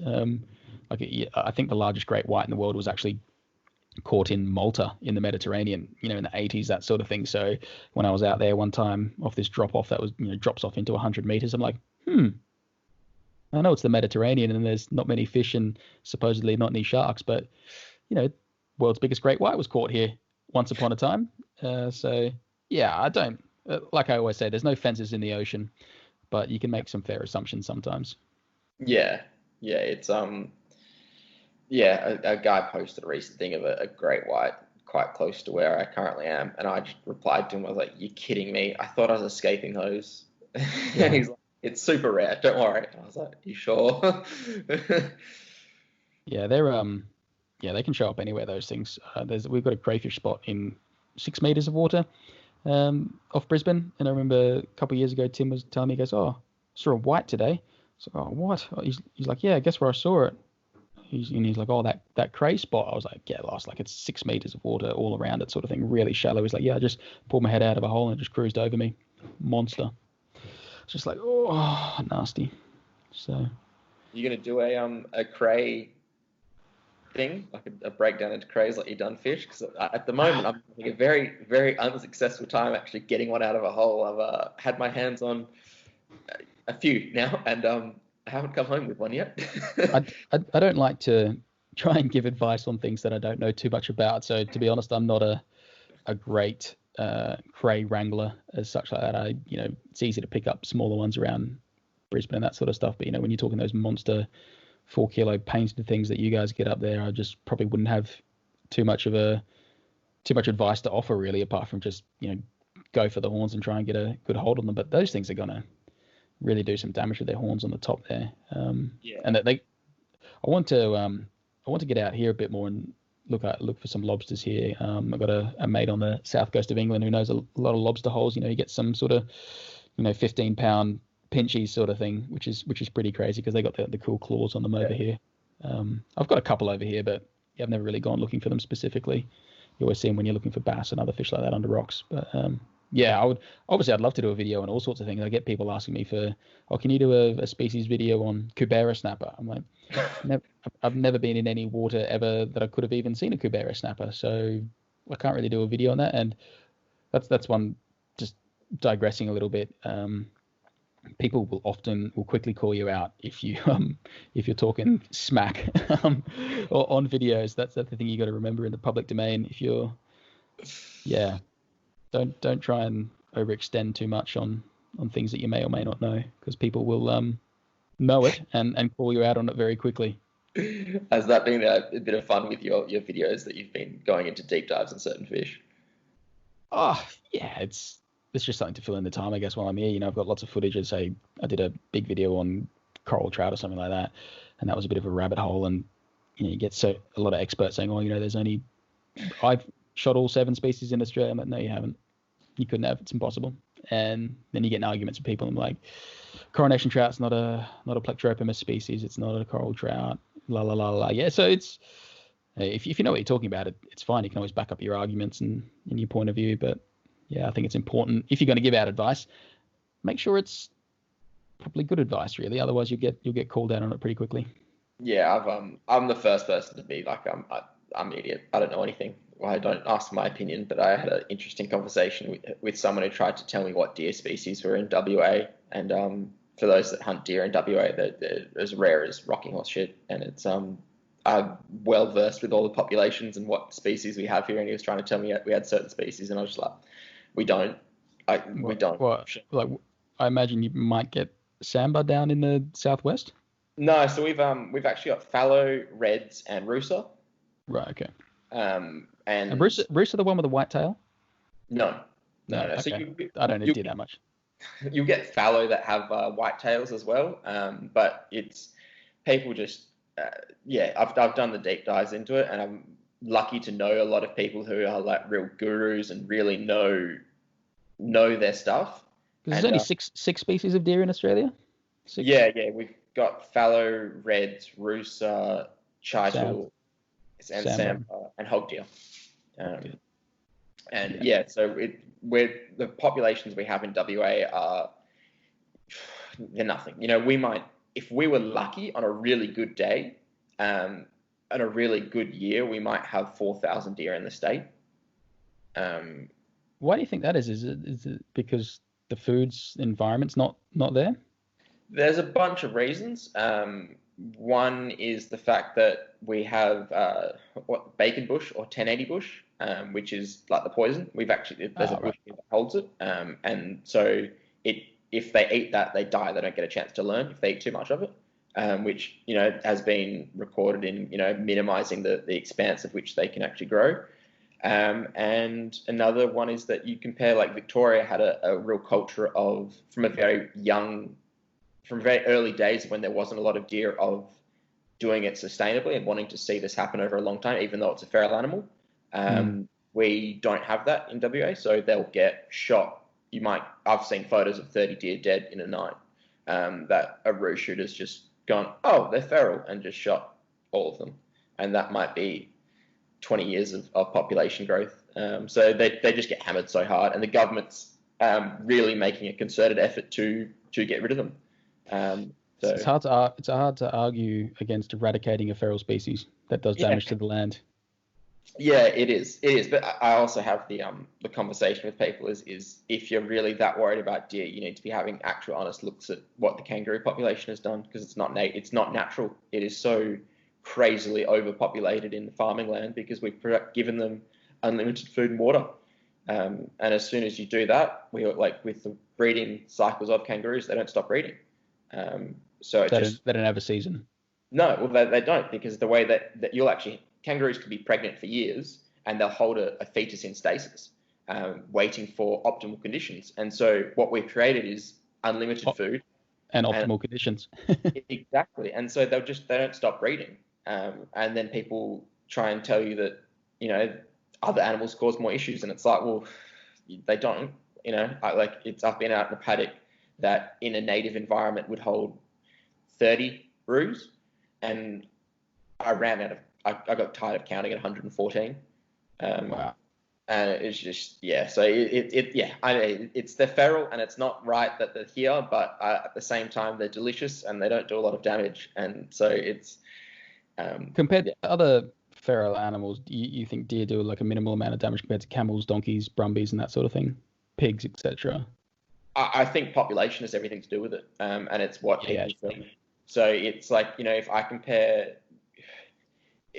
what deer do in our state to what donkeys or camels or them, it's not even like questionable. Donkeys, camels, brumbies are so bad. Like all of those hard-hoofed animals with big hoofs are ruining water sources in rural areas that are hard to get to because they'll hog water sources and not let native animals get to it, and they'll just dominate that area. And do they have do you guys get buffalo up in the northern parts of WA, like the Asiatic buffalo? Yeah, we do, because you got the Kimberleys. You get them in the Kimberleys, and so more kind of going towards Northern Territory. But there, you do get them around, and they cause heaps of damage in. Which are actually a funny looking animal. Yeah. I had plans to hunt them next year, but we'll see what happens with that. Which is I think you can Google it. I've seen it. It's probably one of the coolest things I've seen is a pack of dingoes actually taking down a water buffalo. Jeez. Yeah, and there's another recorded at once, which is it was just fascinating to see. Non-native on non-native. Yeah. Well, that's a fun topic to get into. That's a fun one to argue. 6,000 years ago, introduction of dingoes or something from some sort of Asian provenance or something like that. Yeah, and then trying to prove and then point out to me where there's purebreds, because there's not a lot of them left. Fraser Island? Yeah, well that's it. It's I think there's a small pocket in Victoria that they found like a couple, but 90% of populations in at least West Australia and throughout the Northern Territory aren't pure anymore. They've just all intermingled. They're just like feral dogs really now, aren't they? Yeah. Realistically, I've a friend showed me a photo of one that looked very close to a German Shepherd out in the middle of the WA. The Durchschafferhund, as they would say. Yeah. It looked a bit hot, but it was it had taken down a few sheep. So yeah, it's interesting to see these like sort of things, and it's we digress there, but yeah, I'm well versed at getting a bit of hate because I know very little, and the few things I do know, I like to research heavily. And so when I open my mouth, I like to think I know something, or usually prefaced with, "The fuck do I know?" Yeah, there's all sorts of like funny one. Like I get, especially whenever you talk about a record fish, there's always some geese out there. So I've shot one big. Like I did a video about a world record red emperor that I was lucky enough to be on the same trip with and film, etc. 18 point something kilos, 18.6 kilos, 18.4, whatever, whopping red emperor. And then some geese jumps on there and is like, I've shot them way bigger than that in the Northern Territory in 6 meters of water. Just never weighed any of them, but yeah, they're way bigger than that. So it's not really a world record, but yeah, nice fish anyway. I'm just like, if you didn't weigh it, it's not a world record, and that doesn't happen. It's just not. Sometimes that's the other thing about like just when you're talking about your social influence, you really got to pick your battles on when you respond to anyone. I don't know if you can cut this section in back with the video section or whatever, or how much editing you're going to do, but you don't want to go down that rabbit hole of fighting with people on the internet, because it just you got to have real thick skin if you're going to do it. If you're going to put yourself out there, you got to have thick skin and be sure in who you are. Otherwise, you're just going to get torn to shreds by people that you don't care about. Because you've gone from a few thousand to tens of thousands and stuff, and just how you've balanced that? Like, what's that been like for you to kind of? I once heard someone say on this subject a very long time ago that, but it's been kind of my solace really in the whole thing is that nobody hates you that's doing better than you. And I'm just like, cool. It's very true. No one, like, I don't know, say for instance, I don't like even what would it, you don't see Rafael Nadal go hanging crap on some junior tennis player. Oh, your technique's crap. It's like he doesn't care. It's Rafael Nadal. Like they don't care. Like the best divers in the world, spearfishers in the world, like in Australia, say the ones in the peak of the competition scene in Australia, Greg Pickering, Ian Puckeridge, Andy Ruddock, Rob Torelli, those guys, they don't go around hanging crap on younger divers, because they know they've been there, they've done it, they're better than them anyway. It's like it's only the people that see things and often as a bit of jealousy, or they just want to argue for the sake of arguing. So yeah, I think if you can learn to ignore people as well, everybody hates being ignored. That's like the best sort of retort often to a lot of negative comments and stuff that you get, is just ignore people. There's nothing worse than being ignored. Like if you I'm sure if you called out to if your fiance call or wife, I'm not sure where you're at on that progress yet, but if she started calling your name now and you ignored her, she's gonna get really, really pissed. Yeah, it's cancelled our wedding, so that was very depressing. But yeah, no, it's right with what you're saying. It's actually one of the interesting things that you said, though, is the people that are the best are usually the most helpful.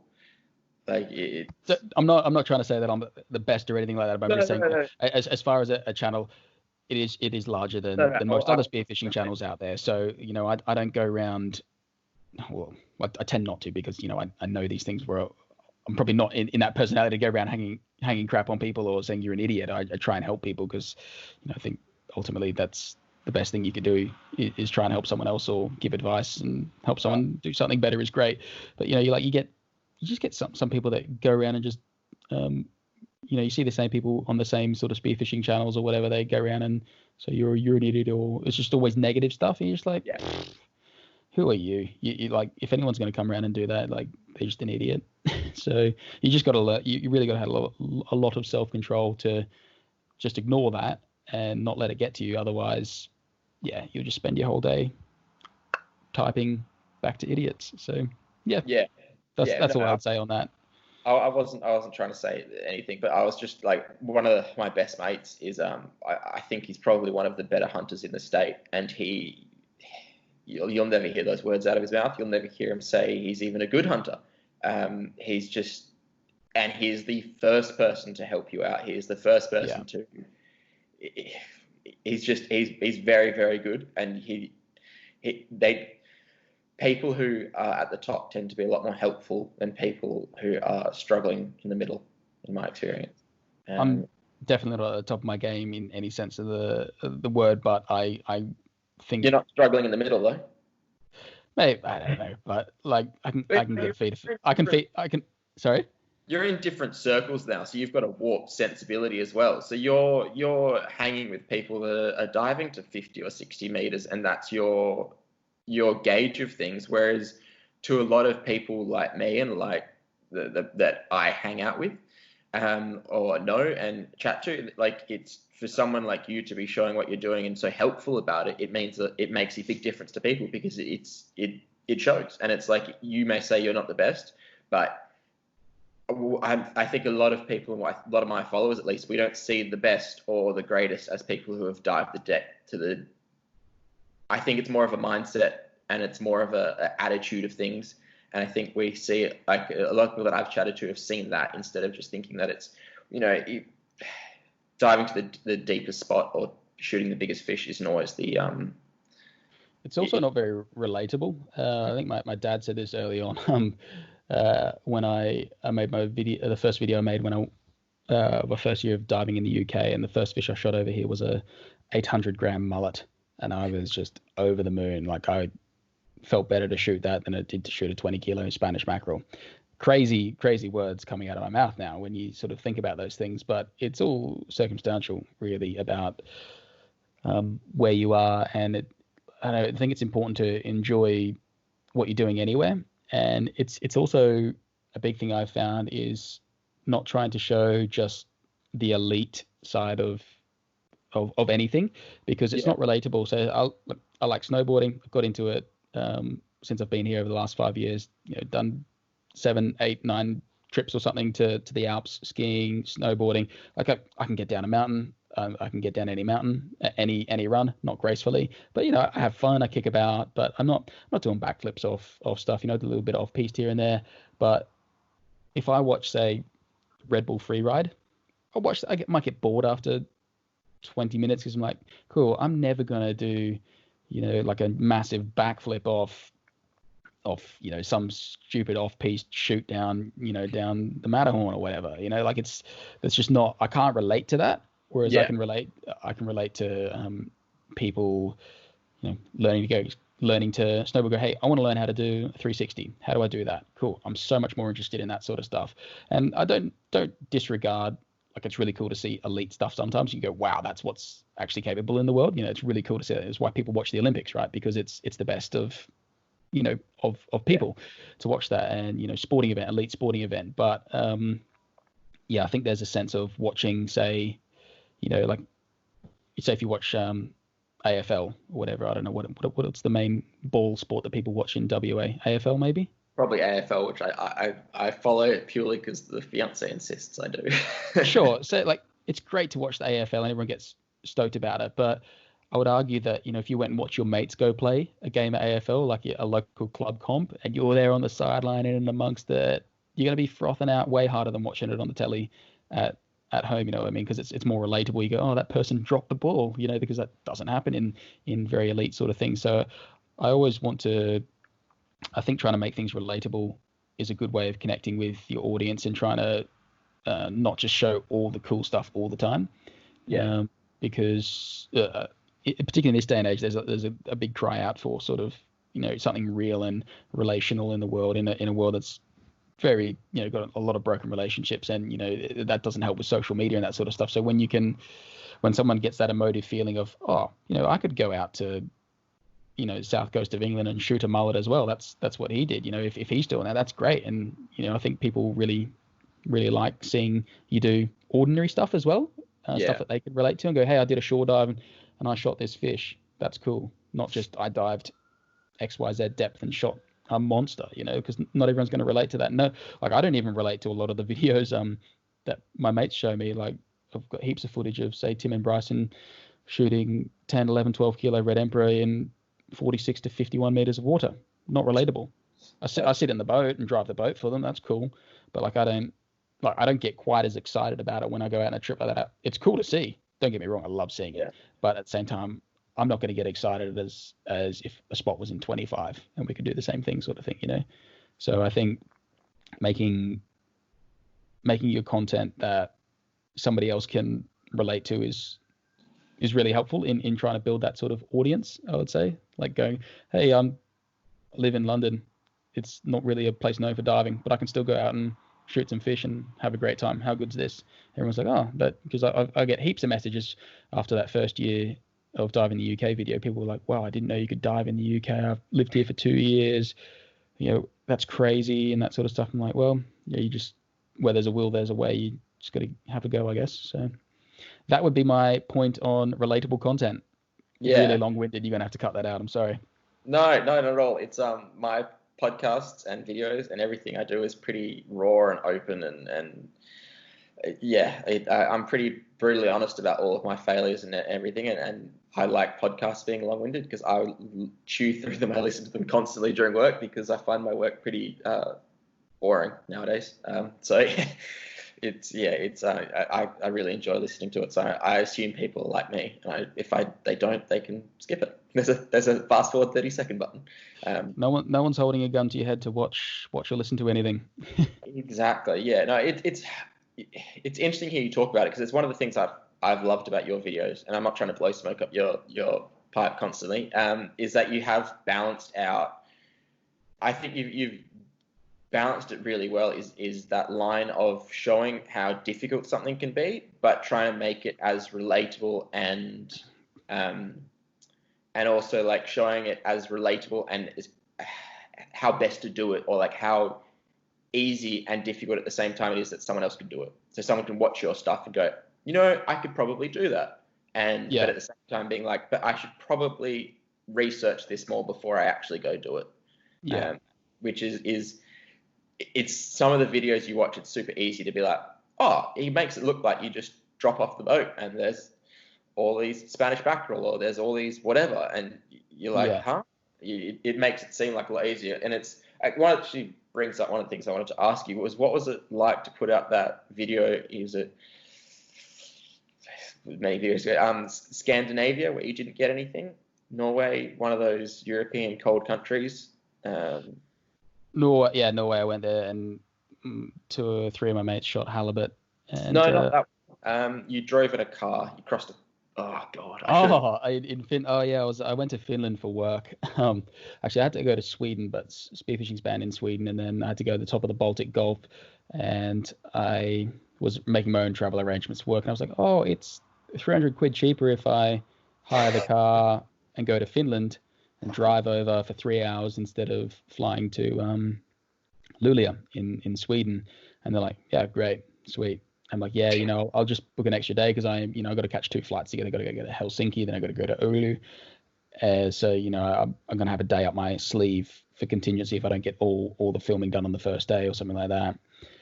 And I knew full well that my mate lived 3 hours away in Jyväskylä, and so he came up and he had a friend in Oulu, so I did the job, and then I think I got up at like 4 o'clock in the morning. 5 o'clock in the morning, ready to drive back to Finland to go dive in. We're going to dive in the Baltic actually to go look for pike, but the conditions weren't that good. And I'd actually left a battery charger for a camera and a battery on site for a Sony camera on site. So I had to like go back to this data center and freaking go get that. So that delayed my time a bit. And so he said, oh, hey, there's this lake that these guys have told me about that's about an hour and a half towards Russia. Do you want to go dive there? I was like we looked at the Baltic, it looked like a cup of tea. I was like, yeah, okay, let's do it. And so I'm like, we're going to have an hour and a half to dive this because I got to go back and get like 2 more flights and that sort of stuff. But man, I didn't care that I didn't get anything. Like it was snowing when I got in my wetsuit. That was pretty cool, figuratively and literally. It was October, so all the trees were orange and that sort of stuff. Was really beautiful. We don't really get a lot of that in Brisbane. We don't get those deciduous trees. And yeah, dived in this lake, super clear. It was like 7 degrees, so it wasn't too cold, and didn't see any fish because it was too cold. Because actually what happens with the lakes in Finland and all those places in the winter when they freeze over, before they freeze, the fish tend to go to the deeper parts of the lake. Although it's colder, it's a much more stable water. So if you get a cold, blizzard overnight and the top freezes, the difference in temperature between the top, if they're in the first couple of meters, is very dramatic, and that's what harms the fish and kills them. So they go right to the bottom of the lake where the water's the most stable because it's least influenced by the outside environment. So you have to kind of find these holes and pockets if you want to shoot them late in the season, which is kind of hard to do, especially because these lakes can be 100 meters deep. You don't know how deep they are. So yeah, that's it was a cool trip. It was an adventure. I got to see Jose drive through the forest, jump into this lake, get suited up in the snow, freeze my bum off a bit. Didn't shoot anything, but I don't really care. It was still super cool to go see that, and to do it on work time as well, which is better. Yeah, I can understand that enjoyment. Did you have hesitations about putting that out there as a video, or even putting it together as a video?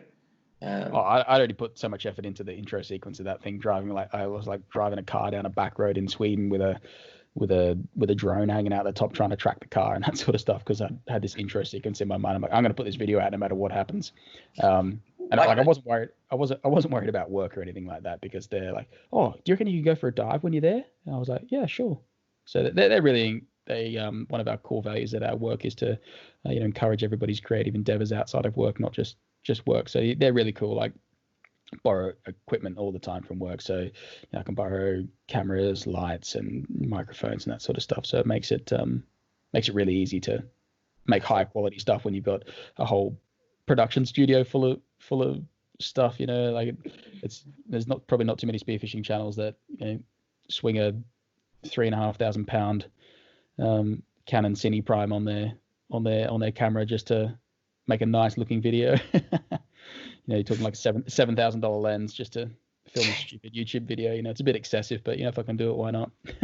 Yeah. I'm trying to hit the buy button on like just a nice Sony DS mirrorless camera, so I can like film some of the more cool shots that I get out there, because it's just I'm often out there and I'm like, this is not doing it justice. And Are you just filming out on a GoPro most of the time?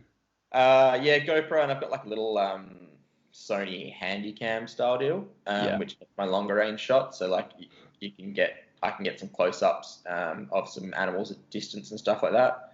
But I'd love to get like a nice mirrorless or something just to add a bit more quality to a lot of it, because it just doesn't definitely have and you just don't. For sure. It's more gear, more complications though. Like it's something that it's super easy just to do your whole video on a GoPro when you're diving, because it's waterproof and does the job. But like my one of my Panasonic cameras, my mirrorless camera, my first one, it's pretty trashed. It's got like salt water stains all over around the buttons and the hot shoe on the top, because it's just been in a boat so many times, and it's just flogged. Like the touchscreen doesn't work anymore. It got frozen doing a night lapse of doing a time lapse of the Northern Lights one time. So it's just like, it doesn't work anymore, but it does the job. Yeah. Oh, that's I'm at that stage. I'm like, I'll get some more footage, and then eventually I'll flog it and get a new one or something. But there's a running list of gear at the moment that I'm just like, this would be good. Oh, I want a new wetsuit. Oh, I want this. It's with like the filming equipment though. I like you can, I guess just because I like work in the industry all the time, so I get really picky and see things that like a lot of other people aren't going to notice and that sort of stuff. But like you don't need much. Like really, you can't get really hung up about it. But the quality of their content is where it is the biggest part of it. I think. Like I've got the video that I got the most views on was I was like just sitting in my kitchen with the worst lighting in the world. It is just disgusting. I've got like a downlight casting a shadow over my eye, so I look like a panda, and I've got like a big shadow over my nose from a downlight. It is just absolutely. It makes me physically ill when I look at this, and the sound is terrible, but most popular video of all time because it's got some cool content about dogtooth tuna and getting eaten by sharks. So content's there, so it doesn't really matter about the equipment. But in saying that, I'm a firm believer if you can improve on something, you should. I definitely agree with you there. Has it been difficult to? I've seen your videos. You put your stacks of hard drives and all that sort of stuff. Is it difficult to go back and just watch through all that footage and try and sift through what you want, or have you labeled it over the years to? I stopped labeling footage once I started work at a production company, because it's an unnecessary step in the post-production process. I don't really need it. If I go out, say I do a vlog out, or you go do a trip out somewhere, I just label all the footage by day and camera. So day 1, GH5, GH4, drone, GoPro 1, GoPro 2, etc. like that. Don't rename any of the files. I don't delete anything anymore.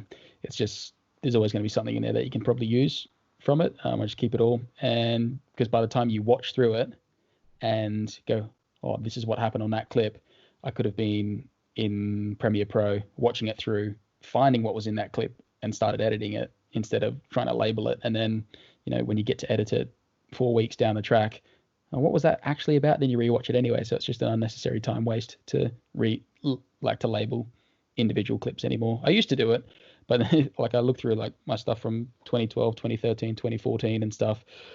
If I want to find a clip of a parrotfish, I've got it either called a blue bar, parrot, Paz, or something stupid like that. Or trying to find a clip of a barramundi, it's either called Barra, Baz, Barramundi, Bazza shot, Barry, or something stupid like that. I'm like, this just makes it too difficult to understand.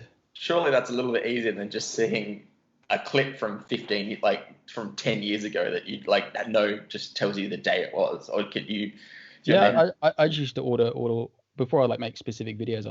When I'd film, I just put in date order, and I know what happened on what date. I see the footage and like, yeah, I know what that day was, where it was, what I shot, what happened, etc., who shot what, and that sort of stuff.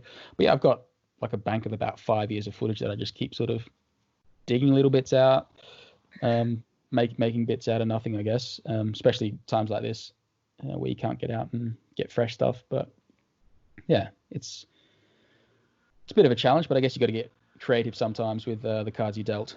And these are the cards I've been dealt at the moment. So I'm doing fishing focus, like videos that don't have any sort of relevance of me shooting a tuskfish. Oh, cool, I shot a tuskfish. But if I put that into a whole video focusing on those, then it's got relevance again. So I think trying to give something a bit of context is difficult. But if you think about it long enough, you'll find something. There's always something you can do out of nothing if you try hard enough.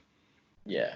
I've been trying to figure out something to do with these short kill shots and stuff that I've got from over the years. So just like I've got, a clip of my tar, me getting a tar in New Zealand, and I've got some close actions of pigs that are such bad quality that it's not like really worth putting out, but I really want to like put it out because it was just cool footage of being at like such early light on a shitty camera and being like meters from pigs, which is really fun. Just talk it through. Just tell people why this is actually significant to you, because on face value it's just a blurry, low quality shot of a couple pigs that I could go see at a petting zoo. Tell people why it's special and why it means something to you. That's what I found always works. I can make people watch me shoot mullet. If I can make somebody get enjoyment about me shooting a mullet, I mean, I'm sure you could make people enjoy you looking at some pigs and stuff. Yeah. Well, I've shared a few videos of just me being a few meters from deer and just kind of telling people that it's like such a journey for me to be able to go from. I saw like a few, and then like now I've got a place where I can go, and like I've been 7 meters from a deer, and I was just so mesmerized with watching it. I just didn't even like. I was like, oh, I could shoot it. My freezer's full, and why when this is just so cool? Like just being watching it, and it's that's a hard place to get to, isn't it? Yeah. It's real easy to have be like and like have those moments when my freezer's full. It's I get real less picky when it's not.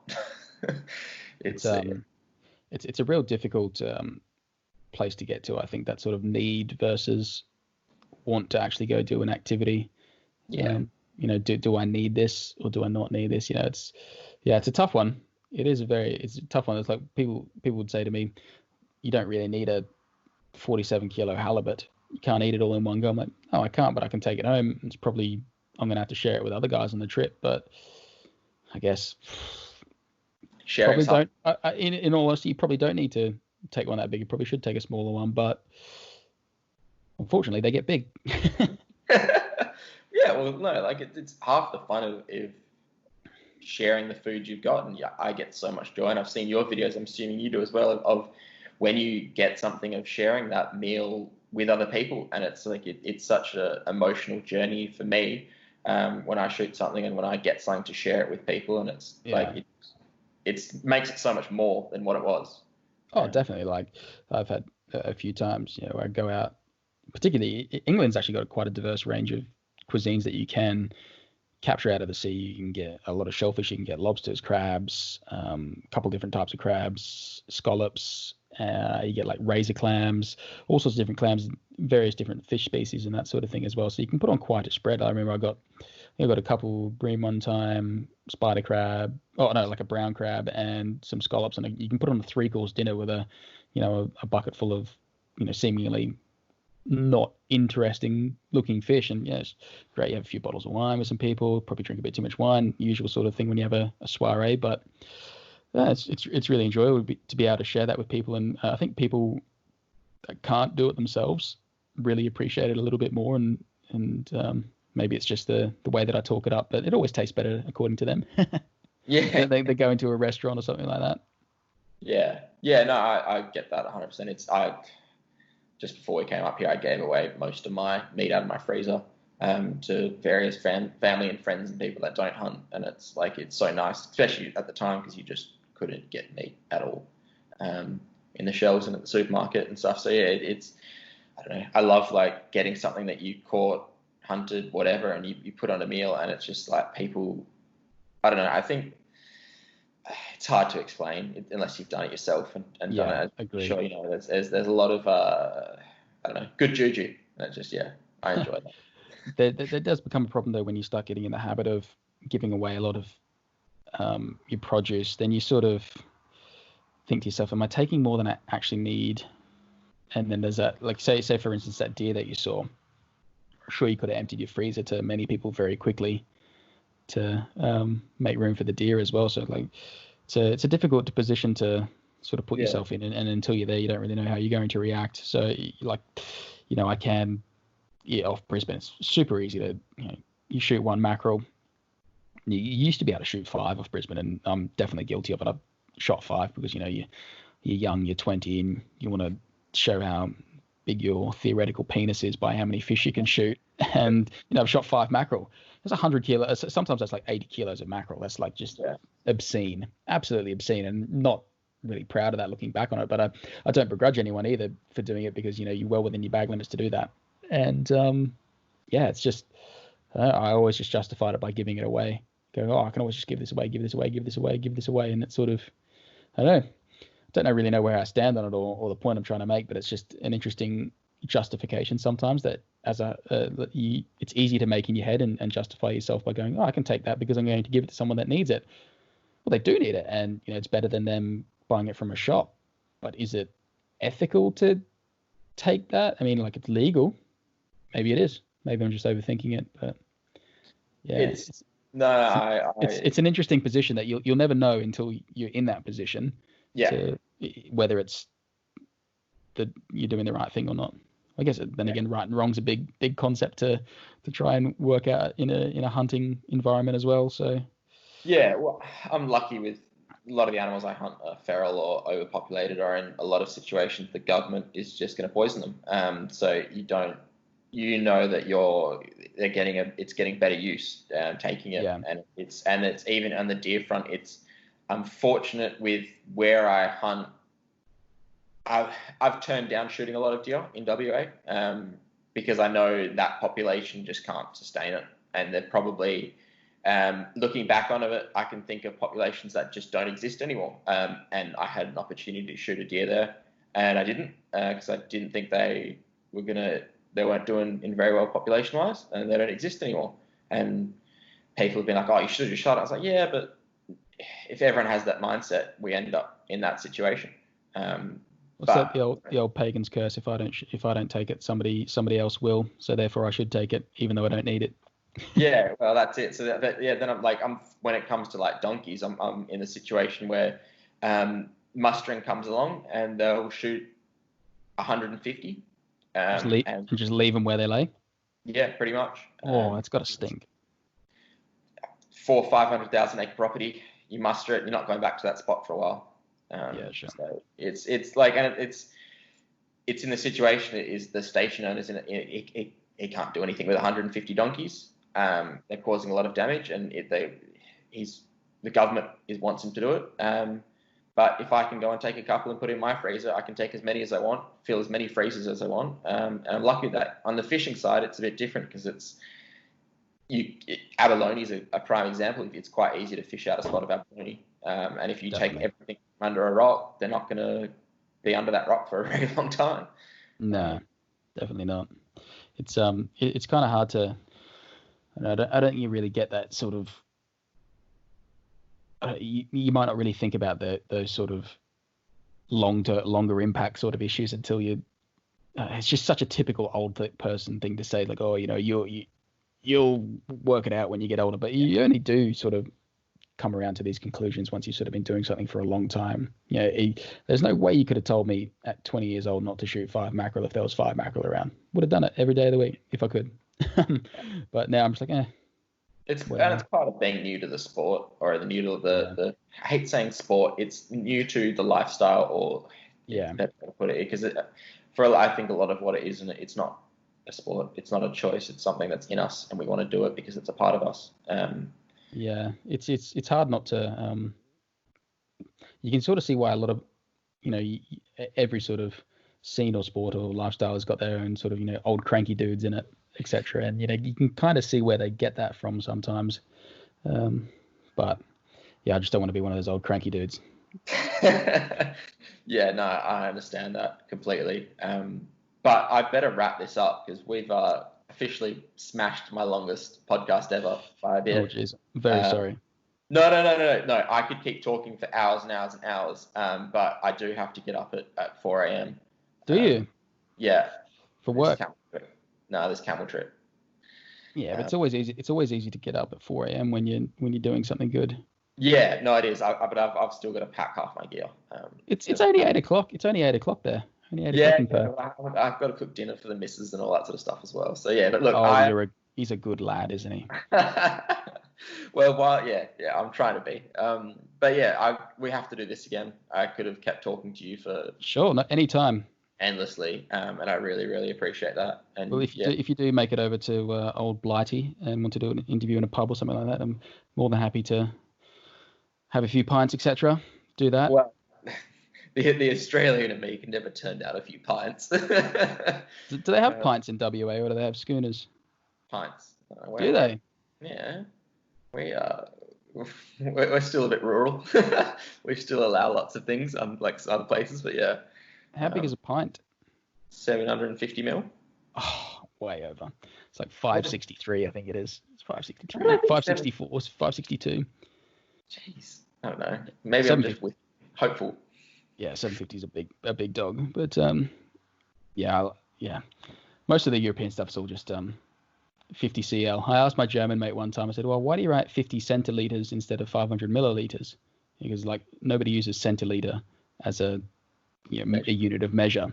I said, it's more efficient to write 50 cl because it's one less character than it is to write 500 ml. I was like, you're so German right now, Jario.